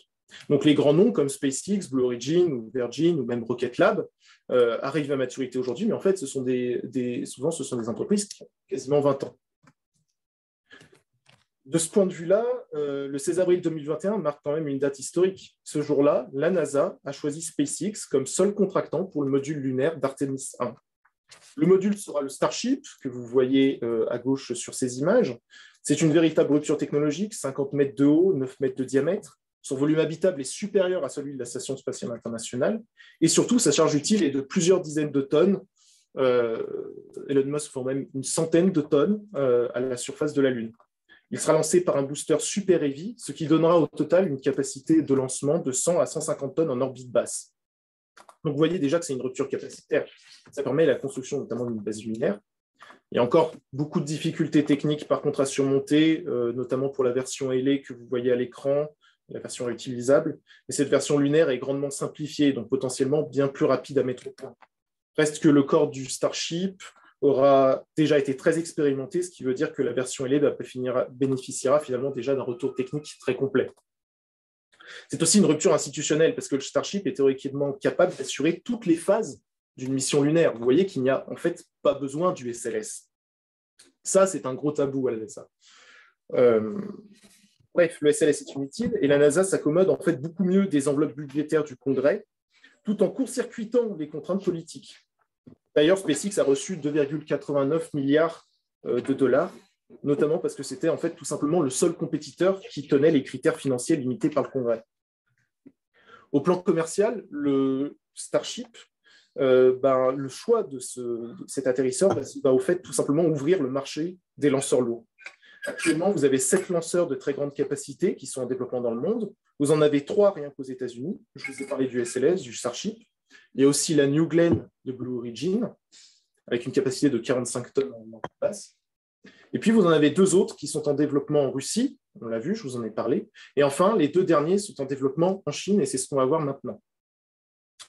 Alors, avec les récentes réussites de son programme lunaire et le lancement de sa 3e station spatiale, clairement, la Chine, on ne peut plus la considérer comme une puissance spatiale émergente. Son industrie spatiale et son autonomie stratégique sont désormais bien établies. On commence même à voir émerger une sorte de tradition technique chinoise, voire une véritable culture spatiale chinoise avec ses références et sa narrative propre. Donc en fait, on observe une double dynamique. D'abord, la première, c'est l'arrivée rapide à maturité d'un écosystème privé, Paul l'a très bien expliqué, sous contrôle étatique. La Chine réussit une nouvelle fois du coup, cette fameuse synthèse qu'est le capitalisme, quelque sorte le capitalisme d'État, en permettant à plus d'une centaine de startups spatiales de se développer. L'objectif, évidemment, c'est de concurrencer plus efficacement les entreprises américaines. Les noms de ces entreprises ne laissent d'ailleurs guère de doute. Vous avez iSpace, Landspace, OneSpace, on reste toujours sur le même champ lexical. Et cela tranche avec le paysage qui était jusqu'à présent dominé par les 3 grandes entreprises aérospatiales chinoises, qui sont la CALT pour les lanceurs, la CASC pour les vaisseaux et la CASIC pour les satellites. Tout ça est un même conglomérat. Pour l'instant, ce secteur privé chinois vise les marchés des petits lanceurs, essentiellement, actuellement qui est en pleine explosion à travers le monde. On pourrait citer Astra aux États-Unis, Venture Orbital bien sûr, et Propulsion for Space en France, Zero to Infinity en Espagne, etc. Cependant, les ambitions grandissent. Et même si je me focalise aujourd'hui sur les lanceurs lourds, je ne peux pas passer outre. Il y a une très forte multiplication des acteurs, ce qui promet une complexification croissante du suivi des charges utiles et donc des menaces. Au plan militaire, par ailleurs, le retour des lanceurs lourds ouvre la voie à des infrastructures et des opérations spatiales qui sont beaucoup plus ambitieuses. Or, et c'est la seconde dynamique, les lanceurs lourds en Chine ont également le vent en poupe, avec à la clé un incroyable bond capacitaire. Lors de la session annuelle de l'Assemblée nationale populaire de Chine, c'était le 26 février 2021, il a été confirmé la poursuite du développement du lanceur lourd 921, alors aujourd'hui qui a été rebaptisé Long March 5Y, je crois, quelque chose comme ça, avec une capacité de 70 tonnes en orbite basse et 25 tonnes vers la Lune, que vous voyez ici au centre à gauche. Et puis vous avez effectivement la gigantesque Long March 9, où là on est plus sur quasiment, c'est une Saturne 5, 140 tonnes en orbite basse et 50 tonnes vers la Lune. Le lanceur lourd 921 est clairement développé avec la Lune en tête. D'ailleurs, les plans chinois se précisent. Il y a de multiples ajustements qui sont faits. Vous voyez ici d'ailleurs qu'un petit exemplaire de ce que pourrait être un train lunaire chinois. Il faut savoir depuis le retour d'échantillons lunaires, donc avec Chang'e, technologiquement, la Chine maîtrise toutes les briques capacitaires nécessaires pour faire du vol habité lunaire. Donc, on s'achemine plutôt vers un débarquement, pour l'instant, avec ce lanceur, un débarquement léger de la Chine sur la Lune à l'horizon probablement 2030, qui sera très probablement suivi de la construction d'une base lunaire chinoise, avec la Long March 9, que vous voyez ici à l'écran. Sur le développement de la Long March 9, débuté en 2013, il a pris une toute nouvelle tournure lorsque le président de la CNSA, qui est l'agence spatiale chinoise, a présenté en fait une maquette du lanceur au président Xi. C'est ce que vous voyez ici à l'écran. Et il a déclaré qu'il permettrait de poser des taïkonautes sur la Lune et sur Mars. Donc c'est la première fois que l'objectif du vol habité martien est clairement attribué à un lanceur dans la politique chinoise. Donc avec cette fusée géante, dont le premier vol est prévu à peu près dans 8 ans, la Chine affiche clairement son intention de porter la compétition spatiale en fait au niveau de Mars. Ajoutons que la Chine a annoncé avoir besoin de 10 de ses lanceurs entre 2030 et 2035 et qu'elle vise 1000 lancements par an pour placer 10 000 tonnes de fret et 10 000 passagers sur orbite pour 2045. Donc vous voyez, ça vous donne une idée un petit peu de la masse que la Chine souhaite placer en orbite pour les 25 prochaines années. C'est absolument colossal et on commence à peine en fait à réaliser l'envergure réelle de ces ambitions. Il n'y a qu'une seule certitude, c'est qu'avec des entreprises privées aux objectifs propres, la conquête de l'espace se fera de toute façon. Et ce qui reste à décider, c'est dans quelle mesure en fait les entreprises le feront avec les États. L'Amérique et la Chine ont répondu, là aussi également. Je vais dire quelques mots de l'Europe pour conclure. Techniquement, l'Europe dispose d'un lanceur lourd. Si on se fie à la nomenclature, Ariane 5 a une capacité de Ariane 5 ECA, donc la version musclée en quelque sorte, a une capacité en orbite basse de 21 tonnes. Donc on est dans la catégorie des lanceurs lourds. Ariane 6 se situera à peu près sensiblement dans la même catégorie, avec Ariane 6-4, qui pourra placer du coup 21 tonnes en orbite basse, 10 en orbite géostationnaire, mais pour 40% moins cher. Néanmoins, le fait de considérer comme lanceurs lourds Ariane 5 et Ariane 6, ça me pose quand même un petit problème. Ça voudrait dire qu'on considère que Ariane 5 et Ariane 6 jouent dans la même cour que le SLS, qui peut lancer 3 fois plus, puis dans la même cour à peu près aussi que le Starship et la Chine, qui peuvent lancer carrément 5 fois plus. Donc du coup, c'est pour ça que je m'interroge peut-être sur la création peut-être d'une catégorie qui serait les lanceurs super lourds, qui serait autour du coup en quelque sorte qui irait de 50 tonnes à plus. Le point central ici, c'est qu'en Europe, on a quand même un vrai manque capacitaire. D'ailleurs, avec le contexte actuel, on le voit, Stanislas a très bien résumé la situation. Nous avons, pour les charges utiles de 0 à 2300 kg, on a Vega, sauf que Vega a des étages supérieurs et des moteurs, un étage supérieur qui est de fabrication ukrainienne, des moteurs de fabrication russe, ce qui promet un risque sérieux de difficulté d'approvisionnement. Le lanceur Soyouz est commercialisé par Arianespace, il pouvait lancer jusqu'à 9 tonnes, mais ces lancements aujourd'hui sont suspendus par Roscosmos. Ariane 5 n'est plus produite et tous ces exemplaires sont déjà affectés à des missions en cours. Reste Ariane 6 qui théoriquement doit voler fin 2022 et ce n'est pas garanti. Donc en fait, l'Europe se trouve potentiellement sans aucun lanceur. Ajouter à cela le contexte commercial qui est hautement compétitif, eh bien, il faut faire un choix. Désormais, c'est soit l'Europe, à mon sens, franchit un cap capacitaire, notamment en matière de volabilité, soit elle devient définitivement une puissance spatiale de second plan. Surtout que les compétences sont là. Ariane 5 aurait pu avoir des boosters réutilisables qui reviennent atterrir à la manière des avions sur des pistes, et c'était 30 ans avant SpaceX. On aurait pu envoyer des spationautes de manière totalement autonome depuis le sol européen il y a 20 ans déjà avec l'avion spatial Hermès. Donc, qu'est-ce qui nous manque ? Ce qui nous manque d'abord, c'est une volonté politique et qui est en train en réalité là, de s'imposer d'elle-même.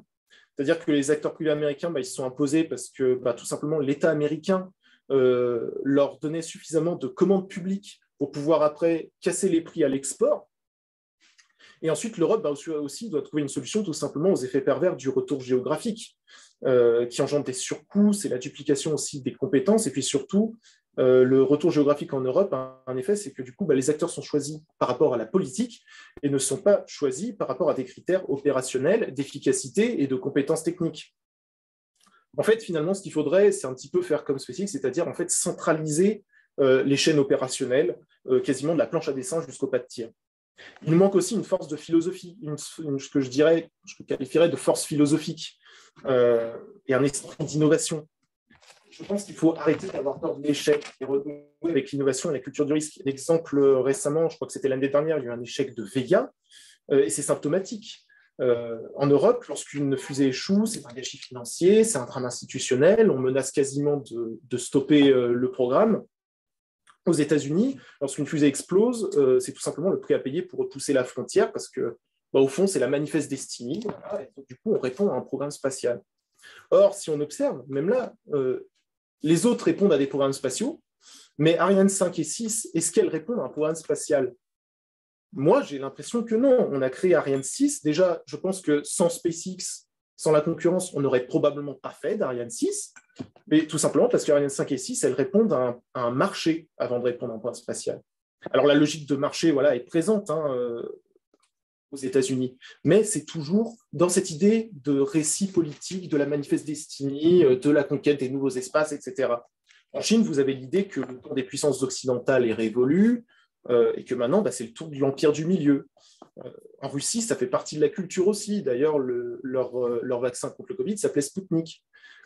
Voilà. Et nous, en Europe, par contre, il nous manque encore ce récit géopolitique. Elle n'a pas ce narratif.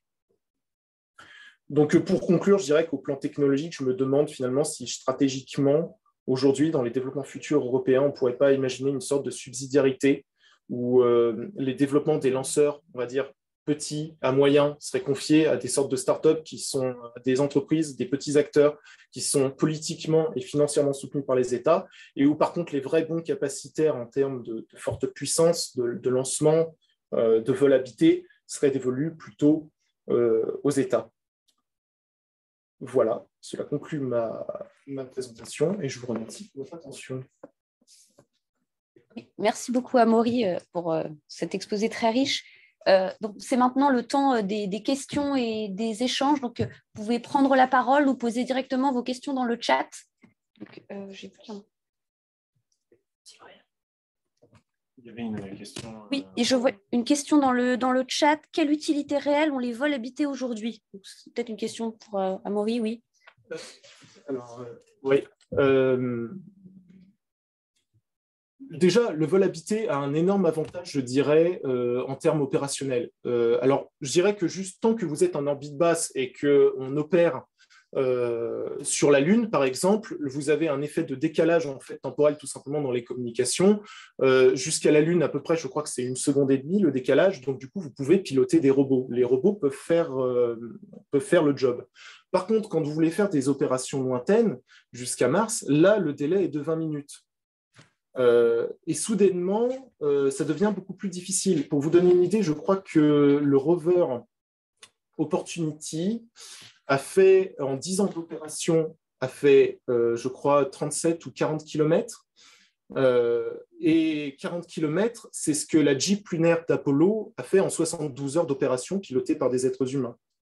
Donc, en termes d'efficacité et du coup de rentabilisation des efforts, je pense que, on va dire pour l'espace circumterrestre, il me semble que le robotique est pertinent. Par contre, dès qu'on commence à s'éloigner, dès qu'on va en fait tout simplement à partir de l'orbite de Mars, dès qu'on va au-delà de la Lune, ça commence à poser problème. J'ajoute que au plan technologique, les retombées me semblent plus significatives avec les vols habités. Je parle bien sûr de retombées scientifiques, de retombées techniques, mais aussi de retombées politiques. Et je pense que dans le monde actuel, la politique, ça compte. Ce que j'appellerais le faire savoir, la démonstration technologique compte.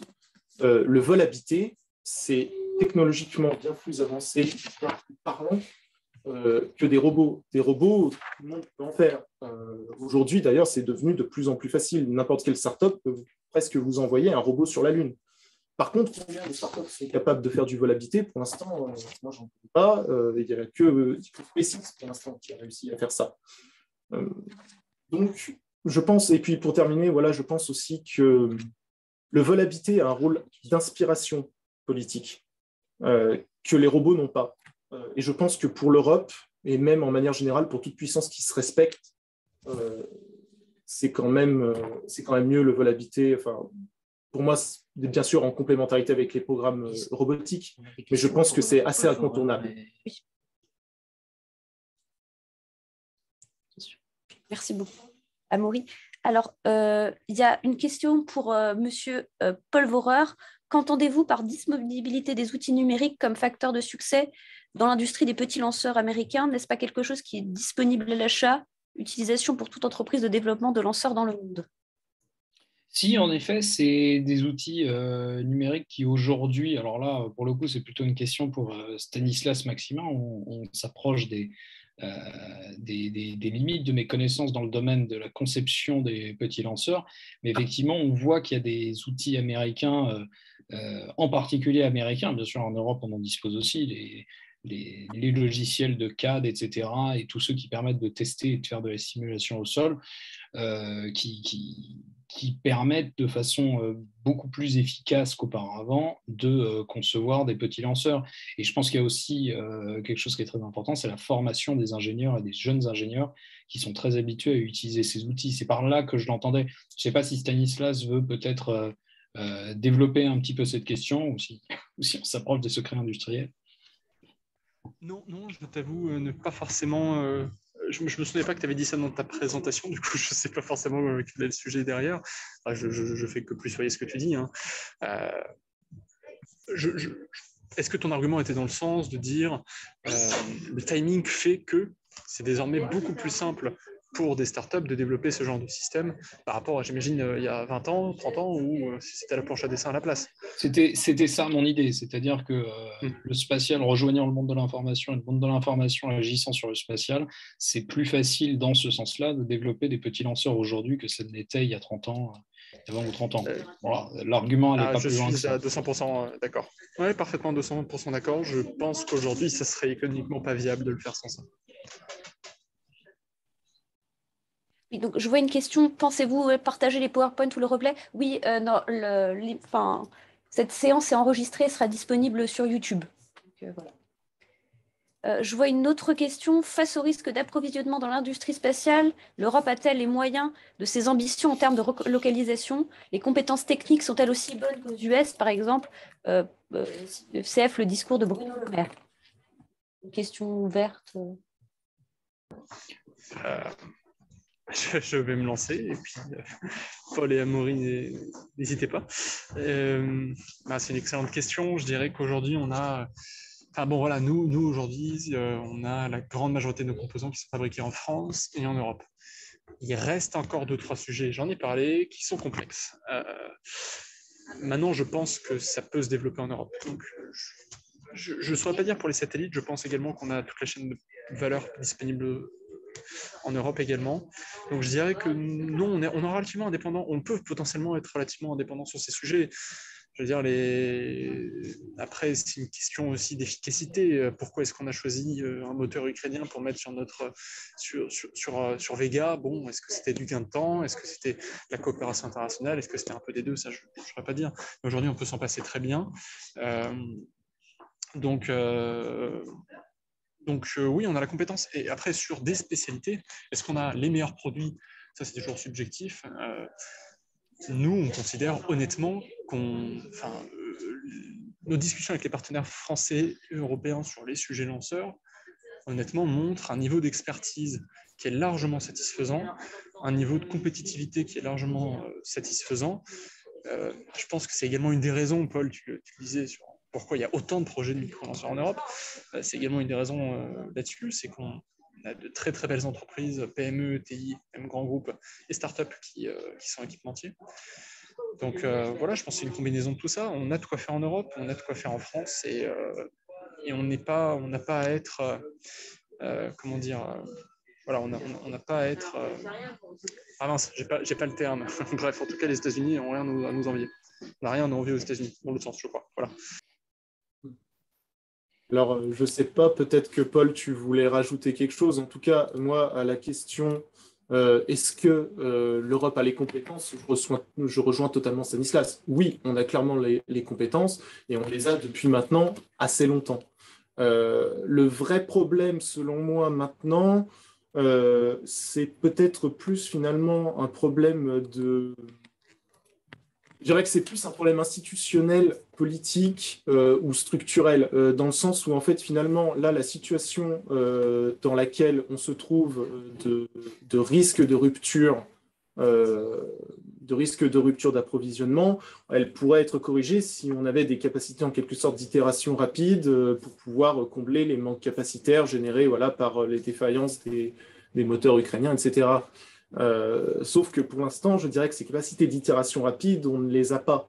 Et je pense qu'en fait, finalement, c'est plus au niveau industriel, finalement, que ça joue. On a toutes les capacités, on a tout ce qu'il faut, y compris les moyens, pour pouvoir mener des programmes spatiaux ambitieux. Par contre, pour la réactivité et pour l'itération rapide et l'innovation rapide, je pense qu'on a encore une marge de progression. Oui, moi je suis globalement d'accord avec ce qui a été dit. Il y a quelques capacités effectivement dont on ne dispose pas, peut-être parce que l'histoire de l'Europe spatiale est un peu plus jeune, par exemple, que celle des États-Unis. Il y a certaines technologies que seuls les États-Unis ont à l'heure actuelle. Par exemple, l'injecteur Pintle là, du moteur de SpaceX, ça on n'en a jamais développé, on n'en a pas, on ne sait pas non plus faire aujourd'hui des moteurs méthane parce que ça demande un certain développement, mais aujourd'hui il y a quand même le moteur Prometheus qui est en train d'être développé par le CNES et par ArianeGroup. Donc non, je suis assez d'accord globalement avec ce que disent Stanislas et Amaury, c'est-à-dire que d'une certaine manière, ce qui manque un tout petit peu en Europe, comme le disait Amaury, c'est cette volonté politique, parce que les grandes puissances spatiales font du vol habité, globalement. C'est ça la question. Alors, la question, elle peut se poser dans un sens. Est-ce que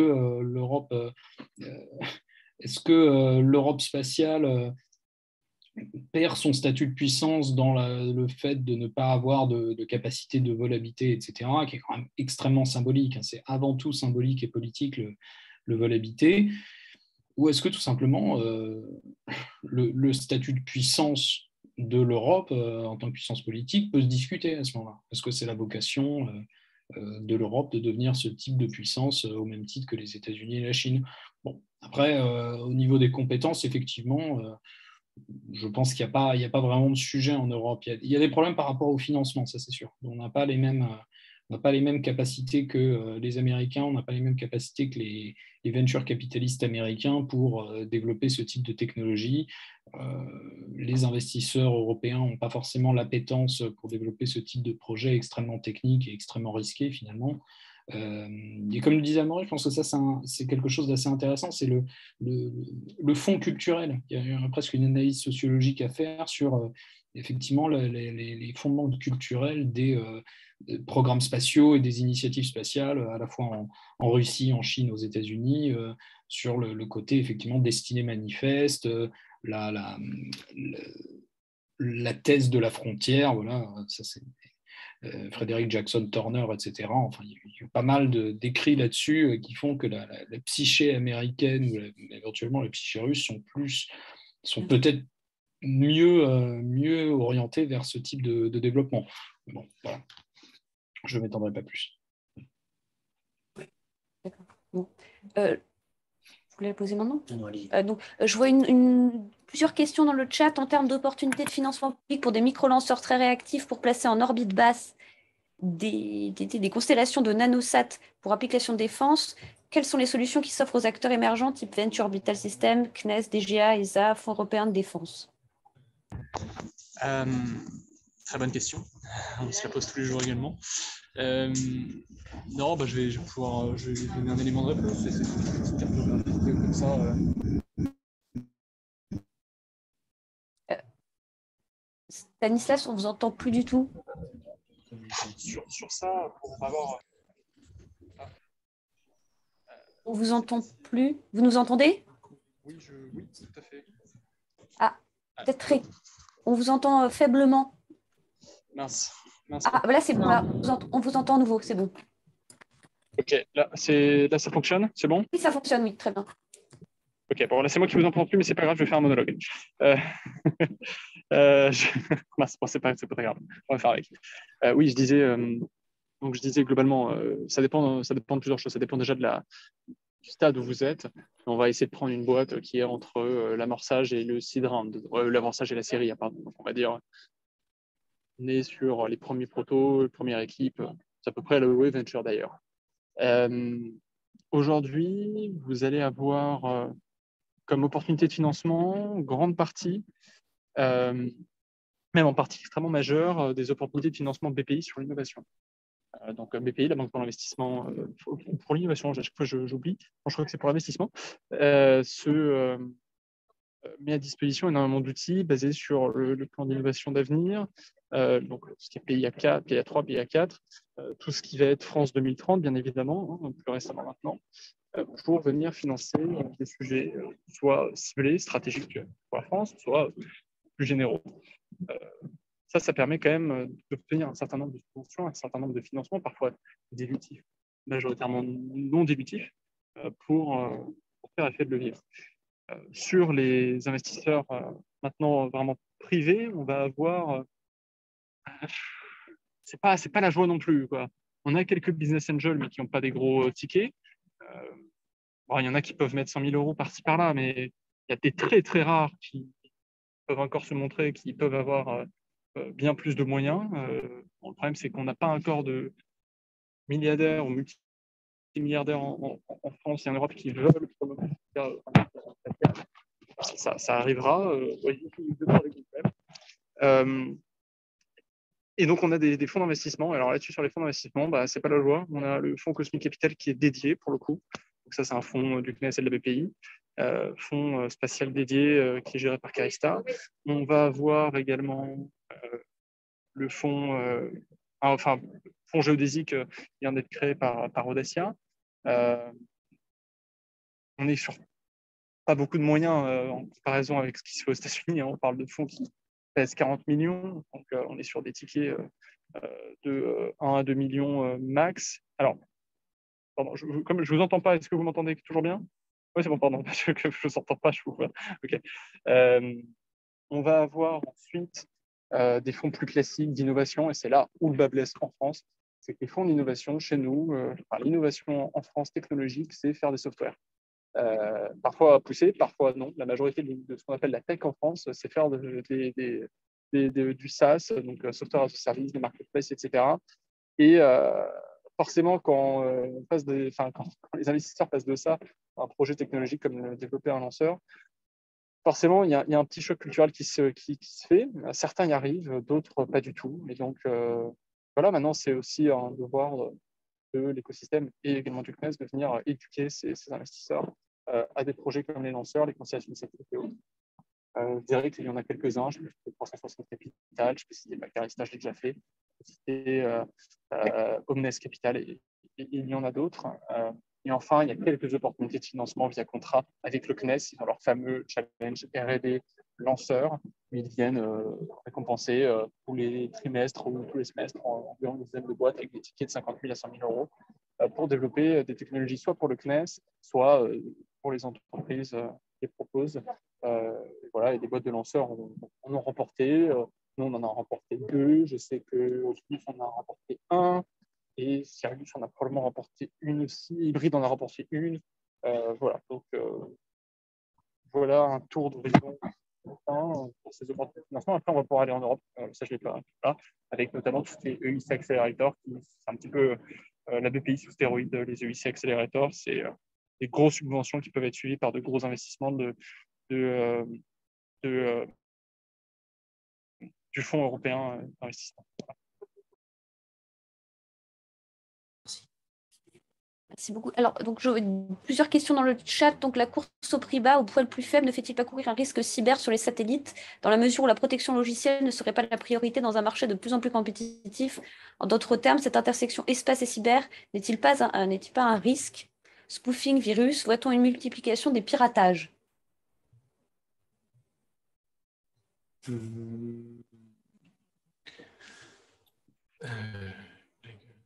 Alors, je peux essayer de répondre, hein, si vous voulez. Moi, j'avais un petit peu travaillé sur le sujet. C'est un sujet qui est extrêmement émergent, en fait. On ne voit pas beaucoup aujourd'hui d'exemples de piratage cyber sur ce type de satellite. Mais c'est clair que le risque commence à être pris en compte et commence à être regardé de près. Par exemple, il y a un rapport annuel qui sort, qui est fait par la Secure World Foundation, qui est un think tank américain assez spécialisé sur ces questions-là, sur les questions spatiales, qui s'appelle Counter Space Capabilities et qui recense tous les ans les différentes capacités les différentes capacités anti-satellites, qu'elles soient à base de missiles ou de capacités de brouillage, etc. Et récemment, je crois que c'est l'année dernière, ils ont ajouté une section cyber parce qu'on commence à voir des choses qui émergent dans ce domaine.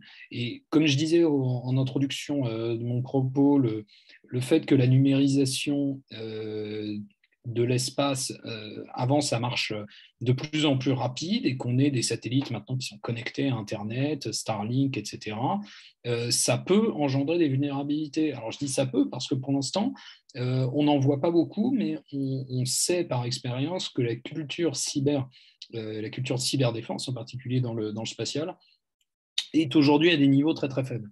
En fait, la sécurité spatiale, pendant longtemps, ça a consisté à dire c'est une sécurité par le design du fait que personne ne sait vraiment comment ça marche à part ceux qui ont conçu les satellites. Et donc, finalement, on a une sécurité parce que rentrer dans ce type de réseau, ce serait extrêmement compliqué. Mais récemment, comme je disais, ça a commencé à émerger comme étant un problème potentiel à l'avenir. Et notamment, c'était l'Air Force, avant que ça devienne la Space Force, qui a organisé des hackathons où des équipes étaient censées pirater des satellites, ou en tout cas un système qui reproduisait l'équivalent d'un satellite. Aujourd'hui, c'est assez facile d'espionner les satellites, c'est-à-dire récupérer les données brutes des flux descendants des satellites et permettre de récupérer, par exemple, des images satellites, ce genre de choses. La grande crainte de ceux qui opèrent ces satellites, c'est qu'à terme, un pirate puisse prendre contrôle du satellite et à ce moment-là, on aurait éventuellement des actions qui pourraient s'apparenter à une forme de terrorisme spatial. Alors, soit en propulsant le satellite contre un autre satellite, ça demanderait probablement des capacités extrêmement importantes, mais de façon plus simple.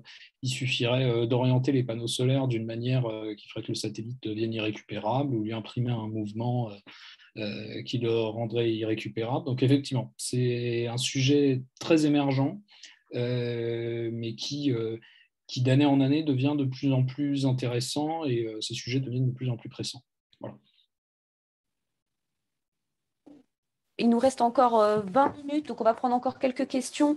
Donc, je vois dans le chat, quel est votre avis sur la militarisation du domaine spatial en termes de sécurité en orbite et sur Terre et de respect vis-à-vis des lois? Ne pourrait-on pas imaginer des scénarios de crise où le pouvoir militaire pourrait passer outre ces lois? Est-ce que cela serait souhaitable selon votre avis? Je ne vois pas tellement pourquoi les autorités militaires dépasserait l'autorité politique. Mon avis sur la militarisation de l'espace, bon, moi évidemment, peut-être que d'ailleurs d'autres pourront réagir ici à l'IESD. Valentin Degrange, oui. Si je peux me permettre, déjà, il me semble qu'il y a une petite confusion entre les notions de militarisation et d'arsenalisation de l'espace. C'est-à-dire que la militarisation, c'est le fait d'utiliser des moyens militaires dans l'espace, sans forcément qu'il y ait d'utilisation d'armes activement dans le milieu spatial. Tandis que l'arsenalisation, elle va représenter justement la mise en place d'armes actives en orbite, par exemple. Et pour le coup, la militarisation du domaine spatial, elle n'est absolument pas interdite par les traités de l'espace, tout simplement parce qu'à l'époque où les traités ont été rédigés, le spatial faisait partie intégrante des capacités militaires des États, comme c'est encore beaucoup le cas aujourd'hui. Et en ce qui concerne l'arsenalisation, même si cette arsenalisation elle est contraire à l'esprit des traités, elle n'est pas formellement interdite, à part en ce qui concerne le cas des armes nucléaires. Donc, c'est pour ça, je crois que les États, ces dernières années, se sont pas trop gênés à tester des armes anti-satellites, tout à fait. Même si c'était pas très malin au vu des découvertes scientifiques qu'on a fait sur le syndrome de Kessler, etc. Voilà, c'était ma petite parenthèse. Et j'ajouterais qu'au plan de l'arsenalisation de l'espace, moi, la question, c'est pas tellement de savoir si c'est souhaitable ou pas. La question, c'est de savoir est-ce que les capacités sont là. En l'occurrence, une fois que vous avez des capacités de lanceurs, pas forcément lanceurs lourds d'ailleurs, techniquement, oui, vous avez la capacité. D'ailleurs, j'ai le souvenir d'une station spatiale russe, Almaz 2, qui était camouflée en Salyut 1, 2, je ne me souviens plus, il y a un petit décalage dans les chiffres, qui était équipée d'un canon de 23 mm pour pouvoir traiter des satellites inspecteurs. C'est un cas flagrant d'arsenalisation de l'espace. Ce ne sont pas des armes de destruction massive, donc ce n'est pas interdit. Donc moi, la seule réponse que je peux faire, c'est oui, les capacités sont là. Voilà. Après, est-ce que ça sera exploité? Là, c'est une autre question. Si vous voulez, moi, j'ai un tout petit peu une autre perspective sur ce cas d'arsenalisation, c'est-à-dire que pour moi, il ne s'agit pas d'un développement technique particulier, puisque ces capacités de détruire les satellites, elles existaient depuis très très longtemps, en fait, les débuts de la conquête spatiale quasiment, ou en tout cas les débuts de la recherche dans les missiles anti-balistiques globalement. Quand on est capable de détruire un missile balistique qui nous vient dessus, on est capable de détruire un satellite généralement, c'est un petit peu moins complexe, on est capable de le voir sur son orbite. Moi, je pense en fait que cette arsenalisation, la raison pour laquelle elle se développe aujourd'hui, c'est parce que l'utilisation des satellites dans une perspective militaire a changé de nature, à peu près au début des années 90 d'ailleurs, pendant la guerre du Golfe plus particulièrement. C'est-à-dire que les satellites auparavant, pendant la guerre froide, on était dans une relation entre deux blocs, une relation sous-tendue par la dissuasion nucléaire. Globalement, c'était le paradigme principal. Et ce que les satellites faisaient à cette époque, c'était en fait ils stabilisaient beaucoup en fait, ces relations, contrairement à ce qu'on peut penser. C'est-à-dire le fait de pouvoir observer l'adversaire et le fait que l'adversaire puisse vous observer, ça permettait plusieurs choses. D'abord, de constater que les forces nucléaires n'étaient pas mises en action, que l'activité se déroulait de façon normale sur les bases militaires des uns et des autres, etc. Et dans le cadre des traités de limitation des armements notamment les accords SALT, etc., ils étaient mentionnés sous le terme National Technical Means of Verification, qui permettait en fait de vérifier à l'époque que la prolifération nucléaire n'avait pas lieu et que tout ça se déroulait de façon stable. C'est-à-dire qu'ils ont vraiment eu ce rôle stabilisateur. La conséquence de ça, c'est qu'attaquer un satellite, ça devenait en fait à l'époque de la guerre froide un acte extrêmement agressif. On était devant quelque chose qui était potentiellement le préalable à une attaque nucléaire globalement, puisqu'il y avait cette relation très importante entre les satellites et la dissuasion. À partir des années 90, on a des satellites qui, d'une certaine manière, descendent sur le terrain des opérations de façon beaucoup plus conventionnelle, j'ai envie de dire. C'est vraiment ça, c'est-à-dire le début des bombes guidées par GPS, le fait que les drones puissent être en communication avec les satellites, etc. Ça fait que ces satellites deviennent plus seulement des stabilisateurs dans une relation stratégique, mais deviennent d'une certaine manière partie intégrante de systèmes d'armes conventionnels, donc pas de destruction massive. Et quand vous avez un satellite qui est capable de guider une bombe non nucléaire vers un objectif ou qui est capable de s'occuper de communiquer avec des drones, etc., d'une certaine manière, ça devient une cible légitime finalement pour diminuer les capacités de l'adversaire. En tant que belligérant, vous pouvez vous dire, mais finalement, si je détruis des satellites de navigation ou des satellites de communication, ça fait partie des règles du jeu. D'ailleurs, je ne tue personne. Donc, c'est quelque chose, c'est juste de la perte matérielle et pas de la perte humaine. Et donc, je pense que c'est vraiment pour ça qu'on a commencé à voir ce développement de l'arsenalisation de l'espace de façon plus importante ces derniers temps. Et j'avais un dernier point, mais qui m'échappe maintenant. Enfin, vous comprenez la logique du raisonnement, finalement. Voilà, je vais m'arrêter là. Monsieur, vous avez une question, oui, monsieur? Oui, merci beaucoup Olivier Zajek, directeur de l'IESD. Merci d'abord à tous les trois de ces présentations et puis de ce dialogue. Comment dire, c'est dynamique, donc c'est une bonne séance. J'avais simplement une remarque. Je vous trouve très sévère, Stanislas, et puis Amaury aussi, sur Ariane. Je lis pas tout à fait de la même façon. Alors, c'est pas parce que je connais beaucoup de monde au CNES, à la DGA et chez Ariane Group que j'ai envie. Donc, il y a, voilà, on est en toute indépendance. Ici, c'est le but d'une réflexion stratégique commune. Mais pour moi, Ariane, c'est d'abord une réaction géopolitique, politique de l'Europe face à finalement un positionnement américain qui était un positionnement de fermeture, un peu de l'accès à l'espace. Ça a d'abord été une ambition politique, France et Allemagne, mais France surtout, sur la durée. Et à partir de cette initiative politique, de cette capacité à réagir, eh bien, Ariane a trouvé son marché. Ça, c'est vrai, vous avez raison, tout à fait. Mais au départ, il y a eu une ambition, une capacité à réagir et un véritable lien avec les intérêts en fait, stratégiques de la France, puis de l'Europe, parce qu'Ariane est devenu européen. On a su le faire et je crois qu'on pourrait le refaire. Mais à condition d'avoir éventuellement un bon équilibre entre ce que Stanislas a très bien décrit, cette capacité de dynamique, ces acteurs privés, ces startups, effectivement cette nouvelle chaîne de l'innovation, mais aussi à mon avis à condition, mais c'est ma position personnelle, de ne pas jeter le bébé avec l'eau du bain. Si un jour on veut devenir des acteurs dans les lanceurs lourds en Europe, on le fera à partir des compétences et du savoir-faire qui a été difficilement, douloureusement, longuement acquis à travers les programmes Ariane. Donc oui, il y a on va dire de l'inertie dans ces programmes. Oui, vous avez des gens qui sont restés très longtemps dans ce domaine-là et qui n'ont pas voulu voir trop rapidement ou suffisamment rapidement le potentiel du New Space privé. Et je crois que si l'Europe veut être un véritable acteur, d'abord les États resteront des acteurs, la France aura un rôle à jouer, moteur et dynamique, et Ariane ne doit pas être disons, laissé de côté ou disons, oublié voilà, pour les perspectives futures. Mais c'est simplement une remarque. Je ne sais pas si... Voilà. Alors, non, mais moi, avec grand plaisir pour réagir là-dessus, je clarifie ma position alors. Ma position aujourd'hui, elle est qu'on a déjà que Ariane, le programme Ariane jusqu'à Ariane 5, jusqu'il y a encore quelques années, mais ça, on ne peut pas leur en vouloir, est un succès clair et net, commercial et géopolitique. Mon deuxième point, c'est que l'Europe a besoin d'un lanceur lourd. Et aujourd'hui, dans les 3 prochaines années, la seule solution, c'est Ariane 6. On ne va pas tuer Ariane 6, alors que globalement, il faut bien qu'on ait une capacité de lancement sur des gros satellites, nous appartenant également.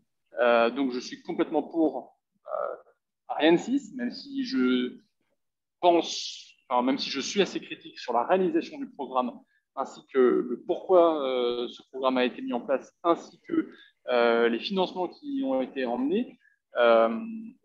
Voilà. Et pour la suite, alors bon, c'est compliqué de savoir ce qui va être fait. Les compétences des programmes Ariane aujourd'hui sont extrêmement importantes, de la même façon que et les technologies développées, de la même façon que SpaceX en a profité, on va dire, de l'expérience de l'industrie en recrutant les meilleures personnes possibles issues des anciennes startups, issues des grands groupes à sa création. Et nous, on le voit, hein, on recrute des anciens du programme Ariane, donc on en est bien conscient. Maintenant, je pense qu'il faut également savoir tourner la page quand on s'est planté. Et c'est pas grave, on s'est planté. C'est des choses qui arrivent. Enfin, moi, je veux dire, je suis premier soutien des startups et de la prise de risque. Bon, bah, alors, est-ce que Ariane 6 c'était la prise de risque? Je ne saurais pas le dire, mais on s'est planté, c'est des choses qui arrivent. Move on, c'est tout ce qu'il faut. Il faut arrêter de défendre Ariane 6 et derrière nous dire il nous faut le Falcon 9 à la française. Alors que, je ne sais pas, Paul, tu pourras me le dire à ma place, c'est quand le premier vol d'une Falcon 9? 2014, 2020 Et à un moment donné, il faut voilà. 2010, dans mon souvenir. Oh putain, mon Dieu. D'accord. Excusez-moi pour le mot. Oui, 2014, ça devait être le premier atterrissage sur une. 2015, le premier atterrissage. Ok, ouais, c'est ça que j'ai en tête. Alors, effectivement, c'était la première réutilisation en 2014. Ouais. Enfin, la première, ouais. Donc voilà, bon, bref. Donc, c'est encore pire. Ça fait 12 ans. Non. Donc, voilà, on va pas lancer. Voilà. Mais il y a des choses sur lesquelles sont super importantes. Le moteur Prometheus, c'est une base technologique très prometteuse. On a des ingénieurs très talentueux. Il faut itérer dessus. Est-ce que c'est chez Ariane Group? Je ne sais pas. Est-ce que c'est en collaboration? Je ne sais pas. Je ne suis pas particulièrement fan du retour géographique et des alliances de lanceurs par-ci par-là. Mais voilà. Mais je suis d'accord sur l'importance de ce programme-là et sur l'importance d'avoir une Ariane 6 tant qu'on n'a pas mieux. Oui, et d'ailleurs, moi, ma critique portait plus finalement peut-être sur le passé que sur l'avenir. Parce que finalement, Ariane 6, elle intègre quand même des innovations qui sont quand même intéressantes. Il y a la fabrication additive, l'intégration horizontale. Il y a quand même, en termes de logistique, si c'est 40% moins cher que Ariane 5, c'est qu'il y a eu quand même de grandes réussites. Là où, par contre, il me semble quand même... Alors après, c'est vrai qu'effectivement, il ne faut pas s'impitoyer sur le passé. Comme tu dis, Stanislas, ouais, voilà, on s'est planté. Mais c'est vrai que quand même, je trouve qu'il y a eu quand même une énorme occasion manquée européenne, essentiellement parce qu'au final, à l'époque où les Américains avaient encore la navette spatiale, où chaque vol de navette coûtait 1,5 milliard, disons que là, effectivement, du coup, on a trouvé notre part de marché finalement, parce que c'est des marchés que les Américains n'ont pas pu prendre. Et aussi parce que du coup, après, on a su être innovant. Mais peut-être pas assez innovant, je pense. On aurait peut-être pu... je pense que l'occasion du vol habité, elle s'est présentée des multiples fois, et à chaque fois, on a dit qu'on n'en avait pas besoin. Voilà. Ok. Bon. Moi, je suis d'accord avec tout ce qui a été dit pour l'instant. Moi, je pense effectivement qu'on est en période de deuil d'Ariane, en fait. À mon sens, c'est ça qui est en train de se passer. C'est-à-dire que l'Ariane conquérante numéro 1 sur les marchés commerciaux, etc. Effectivement, l'arrivée de SpaceX, ça fait énormément de mal, mais il faut aussi voir que les marchés eux-mêmes sont en train de disparaître. Le marché de la télévision par satellite est en fait en train de disparaître petit à petit. On a ces projets de constellation par Internet, mais qui sont finalement encore très risqués parce qu'on ne sait pas si le marché se matérialisera au bout du compte. Et donc, je pense effectivement qu'il y a un passé un petit peu glorieux d'Ariane sur lequel on est en train de faire notre deuil. Aujourd'hui, j'ai l'impression que les programmes spatiaux redeviennent de plus en plus régaliens, paradoxalement, malgré cette arrivée de start-up commerciales, etc. Finalement, les marchés eux-mêmes sont de plus en plus régaliens, à la fois militaires et sur les projets civils et scientifiques. Donc je pense que c'est ça, et c'est une étape à passer, mais effectivement, comme vous dites, Monsieur Zajek, il ne faut pas jeter le bébé avec l'eau du bain, et on a fait des choses très, très impressionnantes en Europe. Il faudra probablement passer j'ai pas envie de dire passer la seconde, mais changer de perspective, en tout cas, d'un point de vue politique, et d'une certaine manière, cesser d'imaginer qu'on retrouvera la gloire d'Ariane 4 et des débuts d'Ariane 5. À mon sens, ça n'arrivera plus parce que le spatial a changé, tout simplement. Ouais, mais merci, parce qu'effectivement, il faut sans doute creuser peut-être une notion qui pourrait être celle du régalien hybride dans ce domaine-là, avec effectivement le meilleur de ce qu'on avait réussi à faire, et puis effectivement ce travail de deuil, le faire. Oui, tout à fait. En tout cas, merci pour vos réponses à tous les trois. Merci pour l'invitation. Il nous reste 5 minutes. Est-ce que on pourrait peut-être faire une dernière question avec une réponse très, très courte? Une question: pensez-vous que le binôme États-Unis-Chine disposera d'une supériorité aussi importante que celle des États-Unis URSS vis-à-vis des puissances régionales pendant la guerre froide? Ou pensez-vous que la distribution de puissance spatiale sera cette fois plus multipolaire? Une réponse rapide, si c'est possible. Réponse rapide, je ne sais pas.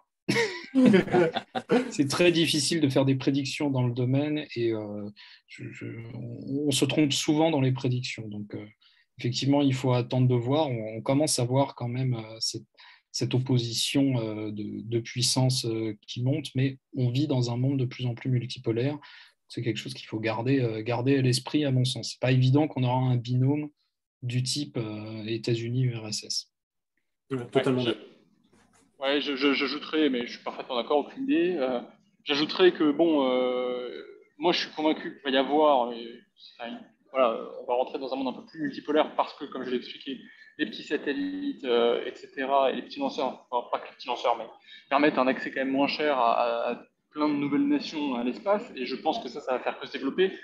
Maintenant, il ne faut pas confondre, on va dire, pouvoir avoir ces quelques small sats dans l'espace et pouvoir déployer 40 milliards de budget par an, comme le font les États-Unis, en comptant le budget de la NASA et de l'US Air Force. Donc forcément, je ne sais pas. Je dirais malgré tout qu'aujourd'hui, il y a quand même une sacrée différence de budget entre les États-Unis, la Chine et le reste du monde. Et ça joue, j'imagine, ça joue. Non, mais ce que je dis est très vrai, notamment le cas de la Nouvelle-Zélande est intéressant pour moi, au niveau des petits. C'est-à-dire que vraiment, là, c'est un pays qu'on n'avait pas du tout vu venir et qui est aujourd'hui le lanceur dominant sur ce segment-là. Je pense que nous arrivons à la fin de notre séance. Donc, vraiment, nous remercions beaucoup nos invités, Stanislas Maximin, Amaury et Paul Vorer.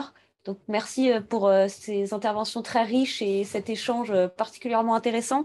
Donc, merci aussi à l'auditoire. Nous vous donnons rendez-vous la semaine prochaine, toujours de 18h à 20h en visioconférence, et donc pour une séance modérée par Brian Calafatian qui sera consacrée aux enjeux de coopération et de compétition à destination de la Lune. Merci encore. Super, merci beaucoup. Vous nous enverrez le lien? Oui, absolument. Bien entendu. Merci encore. Merci beaucoup. Merci, bonne soirée à vous. Bonne soirée à tous. À la semaine prochaine. Au revoir.